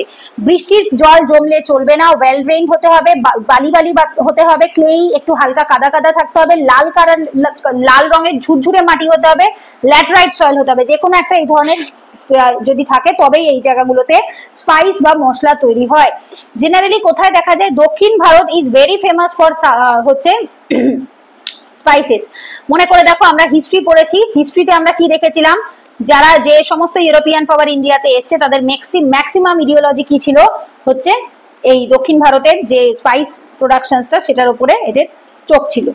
আচ্ছা, এরপরে কি বলছে দেখো, এখানে কেরালাতে পেপার হচ্ছে, আচ্ছা কোথায়, কেরালা, কর্ণাটক, তামিলনাড়ু, আর ইন্ডিয়া হচ্ছে লার্জেস্ট এক্সপোর্টার স্পাইসের। আচ্ছা, এরপর আসবো পেপার হচ্ছে গোলমরিচ। গোলমরিচের মধ্যে দেখো এখানে কি বলছে, কেরালাতে 94% তৈরি হয়, কর্ণাটক, তামিলনাড়ুতে বাকি অল্প তৈরি হচ্ছে। কার্ডামাম একটা হিলও রয়েছে, সাউথ ইন্ডিয়াতে একটা পাহাড়ও আছে, যে পাহাড়টার নামও হচ্ছে কার্ডামাম পাহাড়। একে বলা হয় কুইন অফ অ্যারোমেটিক স্পাইসেস, মানে এই যে অ্যারোমেটিক মানে খুব সুন্দর সুগন্ধি মশলার রানী বলা হয়। এত সুন্দর গন্ধ হয়, যে কোনো রান্না একটুখানি দারচিনির গুঁড়ো দিয়ে দেবে, অসাধারণ লাগবে। মেনলি ফর মেডিসিন, ইভেন এই দারচিনি ভীষণ ভাবে কিন্তু শরীরে অনেক রকম মেডিসিনাল প্রপার্টিজ এর মধ্যেই পড়ে, ঠিক আছে। দারচিনির গুঁড়ো ভীষণ উপকারী শরীরের জন্য, বাট অতিরিক্ত যদি একবারে সেবন করে বা অতিরিক্ত খায় তাহলে কিন্তু পেট গরম করে, ওই জন্য লিমিটের মধ্যে করতে হয়। কেরালাতে 53%, কর্ণাটকে 42%, তামিলনাড়ুতে অল্প বিস্তর। চিলি, লঙ্কা, লঙ্কা আসে হচ্ছে অন্ধ্রপ্রদেশ, তেলেঙ্গানা এর লার্জেস্ট থাকে, যার ভেতর গুন্টুর, ইস্ট গোদাবরী, ওয়েস্ট গোদাবরী যে ডিস্ট্রিক্ট রয়েছে সেই সমস্ত জায়গায় হয়। এরপর আসে জিঞ্জার, জিঞ্জার মানে আদা, যেটাতে ইন্ডিয়া হচ্ছে 80% লার্জেস্ট প্রডিউসার, আর মেঘালয়, অন্ধ্রপ্রদেশ, কেরালা এই জায়গাগুলোতেও আমরা আদা তৈরি দেখতে পাচ্ছি। এরপর আসে টার্মারিক মানে হলুদ, যেটা যার নেটিভ ম্যাক্সিমাম এর স্টার্টিং কোথা থেকে, tropical south east Asia, south east Asia tropical এলাকা থেকে এর উৎপত্তি। অন্ধ্রপ্রদেশে মোর দ্যান হাফ, অন্ধ্রপ্রদেশে সবচেয়ে বেশি পরিমাণে এটা হয়ে থাকে, লার্জেস্ট। এরপরে কি বলছে দেখো, হর্টিকালচার 8 নম্বরে রয়েছে হর্টিকালচার। হর্টিকালচার হচ্ছে second largest producer of fruits and vegetables in world after China. So এটা তখন ছিল, এখন 1 নম্বরে এসছে না 3 নম্বরে গেছে, আই এম নট শিওর, একবার চেক করে নিও। কারণ হচ্ছে সেই সময় 2020-21 সালে এই নোটটা যখন বেরিয়েছিল সেই সময় ইন্ডিয়ার পজিশন সেকেন্ড ছিল চায়নার পরে। 25 থেকে 30% অফ জিডিপি এগ্রিকালচারে, এই যে এগ্রিকালচার জিডিপি যেটা আসে না, তার 25 থেকে 30% আমাদের হর্টিকালচার থেকেই আসে। কারণ এই হর্টিকালচারে যে জিনিসগুলো তৈরি হয় তার দামগুলো জেনারেলি বেশি থাকে। দেখো খেয়াল করে, ক্যাশু নাট, ম্যাঙ্গো, অ্যাপেল, বানানা, অরেঞ্জ, পিচ এগুলো অনেকটা কস্টলি ফ্রুটস হয়। এমনিতেও নর্মালি যে কোনো ফ্রুটসই হর্টিকালচারের মধ্যে পড়ে। ইন্ডিয়া হচ্ছে largest producer of banana and mango. ইন্ডিয়ার থেকে সবচেয়ে বেশি পরিমাণে প্রডিউস হয় কি, মানে ওয়ার্ল্ড এর মধ্যে কলা এবং আম, যার জন্য দেখবে আমাদের আম কলা হচ্ছে সব থেকে স্ট্যাপল ফ্রুটস।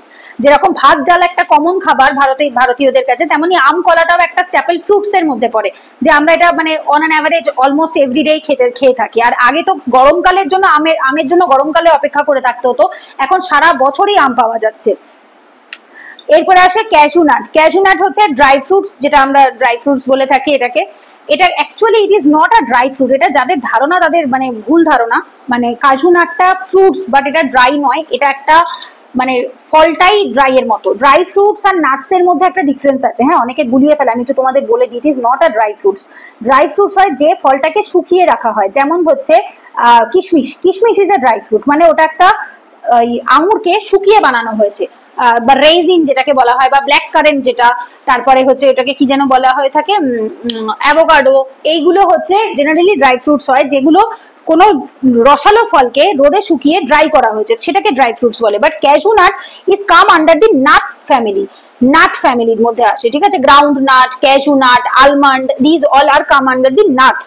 সো 3 ধরনের হয়ে থাকে, একটা হয় হচ্ছে ড্রাই ফ্রুটস, একটা হয় হচ্ছে নাটস, আর একটা হয় হচ্ছে সিডস, যেমন পামকিন সিডস, তারপর সানফ্লাওয়ার সিড, সিয়া সিড, এগুলো আসে সিডস এর মধ্যে। নাটস এর মধ্যে আসে হচ্ছে ক্যাশু নাট, গ্রাউন্ড নাট, তার যেটাকে মুংফলি বলা হয়, মানে ওই চীনা বাদাম, আর হচ্ছে তোমাদের ওই আলমন্ড, এগুলো আসে নাটস এর মধ্যে। ড্রাই ফ্রুট যেটা বললাম, অ্যাভোকাডোস রয়েছে, তারপর কিশমিশ, রেইজিন, ব্ল্যাক কারেন্ট, এগুলো হচ্ছে এর মধ্যে পড়ছে।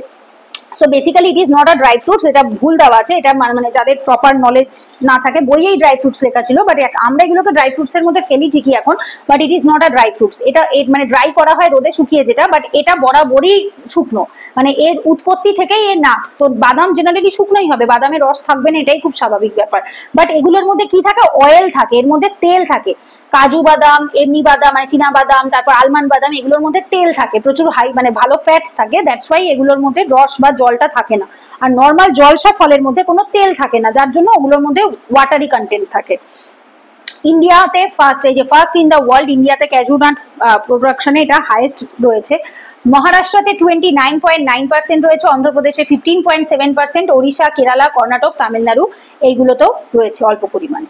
এরপর আসে ম্যাঙ্গো, আম। আম তো অবভিয়াসলি আমাদের আমের রাজা, মানে অ্যাকচুয়ালি আমরা মানে ফলের রাজা হচ্ছে আম, প্লাস হচ্ছে ভারতের জাতীয় ফল, সব থেকে বেশি পরিমাণ হবে, সেটাই স্বাভাবিক। এটা native to Indian monsoon land, ভারতের নেটিভ, ভারতেই এর উৎপত্তি। More than half of the world, এটা কারেকশন করে নিও, half of the world's mango India একাই দিয়ে থাকে, মানে বিশ্বের 50% ম্যাঙ্গো কে দিচ্ছে, ভারত দিচ্ছে। লার্জেস্ট প্রডিউসার, সব থেকে বেশি পরিমাণে আমরা আম কি করি, প্রডিউসার নয়, প্রডিউসার তো বটেই, এক্সপোর্টারও, আমরা বাইরে রপ্তানিও করে থাকি। আর কোনটা, আলফানজো, আলফানজো আমটা আমরা বাইরে রপ্তানি করি। কেন? Because Alphonso aam is very costly, ভালো করে বুঝতে হবে, ইন্ডিয়ার লোকেরা জেনারেলি আলফানজো কিনে খায় না। আমরা সস্তার আম কিনে খাই, আলফানজোর কেজি 300 টাকা 400 টাকা কেজি হয়। আর এই যে আমরা যে আমগুলো খাই 50 টাকা 40 টাকা 60 টাকা 10 টাকা 20 টাকা কেজিতেও আমরা আম খেয়েছি, যখন আমের সিজন হয় না 20 টাকা কেজি 10 টাকা কেজিতেও আম বিক্রি হয়। বাট স্টিল তারপরেও নর্মাল টাইমে এখন যেরকম 60 টাকা 80 টাকা 100 টাকা কেজিতে আমরা আম কিনে খাই। বাট এই যে আলফানজো আমটা প্রচুর কস্টলি হয়ে থাকে, মহারাষ্ট্র এলাকাতে খুব পাওয়া যায়। তো সেই আমগুলো কি হয়, এক্সপোর্ট হয়ে থাকে, ইন্ডিয়া থেকে লার্জেস্ট এক্সপোর্ট হয় আলফানজো আমটা। ইউপি, বিহার, অন্ধ্রপ্রদেশ, ওয়েস্ট বেঙ্গল, ওড়িশা এগুলো প্রডিউসার হয়ে থাকে। এরপর আসে অ্যাপেল। অ্যাপেলে আসছে এটা একটা টেম্পারেট ফ্রুট ক্রপ, যেটা জেনারেলি কাশ্মীর, হিমাচল প্রদেশ এই অঞ্চলে দেখা যায়। সুন্দর রোদ উঠতে লাগবে, জেন্টল হালকা বাতাস দিতে লাগবে, 22 ডিগ্রি সেলসিয়াস মতো তাপমাত্রা হতে লাগবে, 100 থেকে 125 সেন্টিমিটার বৃষ্টিপাত হতে হবে। আর কোন রকম ঝড় বৃষ্টি, হেলস্টর্ম, হেলস্টর্ম মানে হচ্ছে শিলাবৃষ্টি, শিলাবৃষ্টি এসব হলে চলবে না, বরফ পড়লে চলবে না। খুব সেন্সিটিভ হয় আপেল খুব মানে একদম র্যান্ডম সব জায়গায় তৈরিও হয় না। এটা কুলু, সিমলা, হিমাচল প্রদেশের Kashmir valley, hilly area of Uttarakhand. তো অ্যাকচুয়ালি এটা 3টে স্টেটেই হয়, উত্তরাখণ্ডে হয়, আর হচ্ছে কি বলে কাশ্মীরে হয়, আর হচ্ছে হিমাচল প্রদেশে হয়। এরপরে আসে বানানা। বানানা হচ্ছে কলা, এটা জেনারেলি সব জায়গাতেই অল ওভার ইন্ডিয়াতেই দেখতে পাবে। পশ্চিমবঙ্গেও প্রচুর অহরহ কলা গাছ আছে, মানে কলা গাছের তো শেষ নেই। আমাদের বাড়ির পাশেও এত কাটা হয় কলা গাছগুলো, কাটেই আর গাছ উঠে যায়। তো এটা ট্রপিক্যাল সাবট্রপিক্যাল অল ওভার ইন্ডিয়াতেই হয়, বাট সব থেকে বেশি পরিমাণে হয় তামিলনাড়ু আর মহারাষ্ট্রতে। এরপরে আসো অরেঞ্জ, কমলা লেবু। এটাও একটা রেন ফেড, মোস্টলি এটাতে বৃষ্টির দরকার খুব একটা পড়ে না। এটাও পাহাড়ি এলাকায় হয়, দেখবে আপেল কমলা এগুলো ঠান্ডা জায়গায় পাহাড়ি এলাকায় হয়। উত্তরাখণ্ডে, Kangra valley of Himachal Pradesh, Darjeeling of West Bengal, Khasi, Jaintia Meghalaya, Kodagu of Karnataka এই সমস্ত জায়গায় দেখা যায়। এছাড়া এখন লোকে এখন ওই কি বলে ওগুলোকে, কলমের গাছ, বাড়িতে ছাদে কলমের গাছে কমলা লেবু আপেল অনেকেই অনেক কিছু করতে পারছে, অনেক পদ্ধতি ইউজ করে। যারা গার্ডেনিং করে তারা অবশ্যই জানবে। এরপর আসে পিচ। পিচ হচ্ছে একটা টেম্পারেট ফল, এটা হাইলি পেরিশেবল, প্রচন্ড একটুতেই নষ্ট হয়ে যায়। পেরিশেবল মানে সামান্য আলগাড়িয়ে করে খুব হালকা হালকা হাতে রাখতে হয়। আপেল টাইপেরই দেখতে হয়, গাটা লাল রঙের হয়, ওটাকে পিচ ফল বলা হয়। আর একটা পিচ হয় ছোট্ট ছোট্ট, পিচ অনেক রকমের হয়। একটা এরকম টাইপের আপেল ফরম্যাটে দেখতে হয়, একটু বড়, আর একটা এরকম ছোট ফরম্যাটে হয়। দু রকমেরই দেখা যায়। জেনারেলি এটা দেখা যায় ওই যে বিপত্তারণী পুজো হয় না, 13 রকমের ফল দিতে হয়, সেই বিপত্তারণী পুজোর টাইমে 13 রকম ফল দেওয়ার টাইমে এই পিচ ফলটাও দেওয়া হয়, সেই সময়ই এটা জেনারেলি দেখা হয়। নাহলে সারা বছর খুব কম লোকই আছে যে যারা পিচ ফল কিনে খায়। আচ্ছা, এরপরে আসবো ক্রপ ডাইভার্সিফিকেশন। আমাদের কি করতে হবে, ক্রপকে ডাইভার্সিফাই করতে হবে। একটা জমিতে অনেক রকমের ক্রপ লাগাতে হবে, যাতে কিনা সয়েলের ফার্টিলিটি মানে মাটির উর্বরতা শক্তি মেনটেন হয়, অ্যারেস্ট গ্রাউন্ড ওয়াটার ডিপ্লেশন, যাতে জমির মাটির যে জল রয়েছে সেটা যাতে শুকিয়ে না যায়, যাতে সেটা ঠিকঠাক ভাবে থাকে। Habitat for the beneficial insect, ওই যে জলের মানে মাটির ভেতরে প্রচুর পোকামাকড় থাকে, তাদের যে থাকার যে জায়গাটা সেটা হ্যাবিটেট প্রোভাইড করে। এমপ্লয়মেন্ট বুস্ট করে থাকে, যাতে ডাইভার্সিফাই করলে ডিফারেন্ট টাইপ অফ চাষিরা চাষ করবে, সেখানে কাজ করবে, তো তাদের এমপ্লয়মেন্ট বুস্ট হবে। রিডিউস রিস্ক, রিস্কের পরিমাণটা কমবে, যাতে যদি ধরো একটা ফসল খারাপ হয়, ডাউন যায়, তাহলে আরেকটা ফসল দিয়েও কাজ চালানো যাবে। হায়ার লেভেল অফ ইনকাম, যাতে ইনকাম বাড়ে। রিডাকশন ইন পভার্টি, আর এসডিজি গোল নাম্বার 1 কি, পভার্টিকে রিডিউস করব, এইটাও আমাদের ফুলফিল হবে। এরপর আসে last topic, that is the farming, types of farming. অনেক রকমের ফার্মিং হয়, কি কি টাইপের ফার্মিং হয় দেখো। Source of moisture is irrigated and rainfed. ভালো করে আগে বুঝতে হবে দুটো জিনিস কি কি। জল, ময়েশ্চার মানে জল, আর্দ্রতা। এই আর্দ্রতা দু রকম ভাবে আসে, এক হয় ইরিগেটেড মানে যেটা জলসেচের মাধ্যমে করা হয়, আর একটা হয় রেইনফেড মানে বৃষ্টির থেকে যেটুকু আসবে, মানে বৃষ্টির থেকে যদি কমও আসেও তাতেই ওর কাজ চলে যাবে, ওর ইরিগেশনের জলের দরকার পড়বে না। ইরিগেটেড যেগুলো হয় সেগুলো আবার দুটো ভাগে হয়, প্রোটেক্টিভ অ্যান্ড প্রোডাক্টিভ। প্রথম আসছে কি প্রোটেক্টিভ ফার্মিং, তারপর আসে প্রোডাক্টিভ ফার্মিং, তারপর আসে রেইনফেড ফার্মিং, ড্রাইল্যান্ড ফার্মিং, লাস্টে আসে ওয়েটল্যান্ড ফার্মিং। এক একটা জায়গায় এক এক রকম পদ্ধতিতে ফার্মিং হয়ে থাকে। কি বলছে দেখো, প্রোটেক্টিভ ফার্মিং, এটা কি করা হয়, প্রোটেক্ট করার জন্য এটাকে করা হয়ে থাকে from the adverse effect, just a second, from the adverse effect of the soil moisture deficiency. মাটিতে যখন জলের আর্দ্রতা কমে যায়, তার সেই ফসলটাকে বাঁচাবার জন্য এই প্রোটেক্টিভ ফার্মিং করা হয়। একটা সাপ্লিমেন্টারি সোর্স অফ ওয়াটার দেওয়া হয় over and above the rainfall, মানে বৃষ্টিপাত যা হচ্ছে হোক, তার সাথে এক্সট্রা করে একটা সাপ্লিমেন্টারি ওয়াটার সাপ্লাই প্রোভাইড করা হয়। কেন, যাতে কিনা গ্রাউন্ড ওয়াটারে যে জলের অভাবটা ঘাটতিটা হচ্ছে সেটা যাতে ফুলফিল করা যায়। এবার আসে প্রোডাক্টিভ ফার্মিং। এটা কেন দেওয়া হয়ে থাকে, সাফিসিয়েন্ট অয়েল ময়েশ্চার এক second, sufficient soil moisture during the cropping season to achieve high productivity, যখন এটাকে লাগানো হচ্ছে গাছটাকে চাষ করার জন্য সেই সময় to achieve the high productivity, এর যাতে এর উৎপন্নতাটা, এর উৎপাদনশীলতাটা আরো বেড়ে যায়, সেই জন্য এটাকে প্রোডাক্টিভ ফার্মিং বলা হয়। মানে জলটাকে আরো বেশি পরিমাণে দেওয়া হয়ে থাকে উৎপন্নতাকে বা প্রোডাক্টিভিটিকে বাড়াবার জন্য। রেইনফেড ফার্মিং, এটা কি কারণে করা হয়? On the basis of adequacy of soil moisture, এটা সয়েল হবে, হ্যাঁ একটু কারেকশন করে দিও, এটা সোল হয়ে গেছে, this is soil.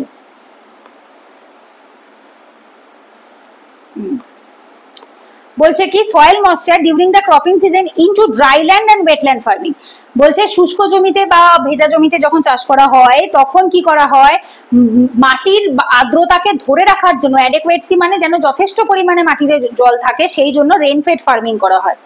এরপর আছে ড্রাইল্যান্ড ফার্মিং। ড্রাইল্যান্ড ফার্মিং এ কি বলছে, অ্যানুয়াল রেইনফল কত হয়, লেস দ্যান 75 সেন্টিমিটার, 75 সেন্টিমিটারের কম যখন বৃষ্টিপাত থাকে তখন সেখানে ড্রাইল্যান্ড ফার্মিং হয়ে থাকে। জেনারেলি শক্ত, হার্ডি এবং ড্রট রেসিস্ট্যান্ট ক্রপ যেমন রাগি, বাজরা, মুগ, রাম, তুর, ফডার, এইগুলো এইখানে চাষ করা হয়ে থাকে। একটু আগে আমরা দেখছিলাম একটা জায়গায় পয়েন্ট ছিল ড্রাইল্যান্ড ফার্মিং, সো এটাই সেম ভাবে লেখা আছে। এরপর আসে ওয়েটল্যান্ড ফার্মিং, যেটা হচ্ছে ওই যে ধান চাষ করা যে জায়গাগুলো ভেজা ভেজা থাকে সেই সমস্ত জায়গায় করা হয়। Rain is excess of soil moisture requirement of land during rainy season, বর্ষাকালে করা হয়। Face flood and soil erosion hazard, যেমন rice, jute, sugar cane. Practice aquaculture in fresh water bodies, মানে কি ভালো করে বোঝো, চাল, পাট, তারপর হচ্ছে কি বলে আখ, এই টাইপের অ্যাকোয়াকালচার মানে মাছ চাষ করা, এই জিনিসগুলো করা হয়ে থাকে কিসের ভেতরে, ওয়েটল্যান্ড ফার্মিং এর মধ্যে। ঠিক আছে, তো এটাই বলেছে এখানে আমরা 5 রকমের ফার্মিং পাচ্ছি, wetland farming, dryland farming, rainfed farming, protective farming, protective আর প্রোডাক্টিভ ফার্মিং। আর এইগুলো হচ্ছে কিসের, ইরিগেশনের আন্ডারে আসছে, আর এটা কিসের উপরে আসছে, ইরিগেশন আর রেইনফেড দুটো ভাগে ভাগ করা হচ্ছে। সো টাইপস অফ ফার্মিং পড়ে আমাদের এখানে কমপ্লিট হয়ে গেল। ক্লিয়ার? তো এইখানে হচ্ছে আমাদের টোটাল এই ক্লাসটা, চ্যাপ্টারটা কমপ্লিট হয়ে গেছে। দেন নেক্সট ক্লাসটাতে আমরা আজকের এইটাতে আমাদের দাঁড়াও দেখে নিই আমি একবার, হ্যাঁ এগ্রিকালচার চ্যাপ্টার কমপ্লিট। ঠিক আছে, এগ্রিকালচার কমপ্লিট হয়ে গেছে। এরপরে দিনে আমরা ইরিগেশন সিস্টেম যে চ্যাপ্টারটা রয়েছে সেটা নেক্সট ক্লাসে শুক্রবারে আমরা কমপ্লিট করব। ব্যাস এই ক্লাসটা এখানেই কমপ্লিট করলাম। তোমরা বাড়িতে আগে সবার আগে জাস্ট আ সেকেন্ড, বাড়িতে সবার আগে যদি কারোর পেরিয়ার থাকে পেরিয়ারটা একবার রিডিং করবে, তারপরে আমার নোটটা রিডিং করবে।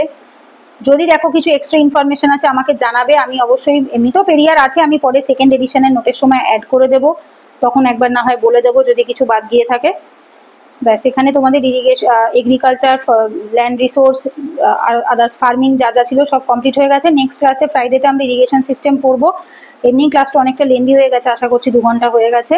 তো ক্লাসটা এখানেই কমপ্লিট করছি। বাড়িতে দেখো, কোনো অসুবিধা হলে জানিও। তো চলো পরের ক্লাসে দেখা হচ্ছে। শুক্রবার যদি অফলাইনে আসো তাহলে আমাকে একবার জানাবে। তো চলো পরে দেখা হবে, ক্লাসটা কমপ্লিট করলাম।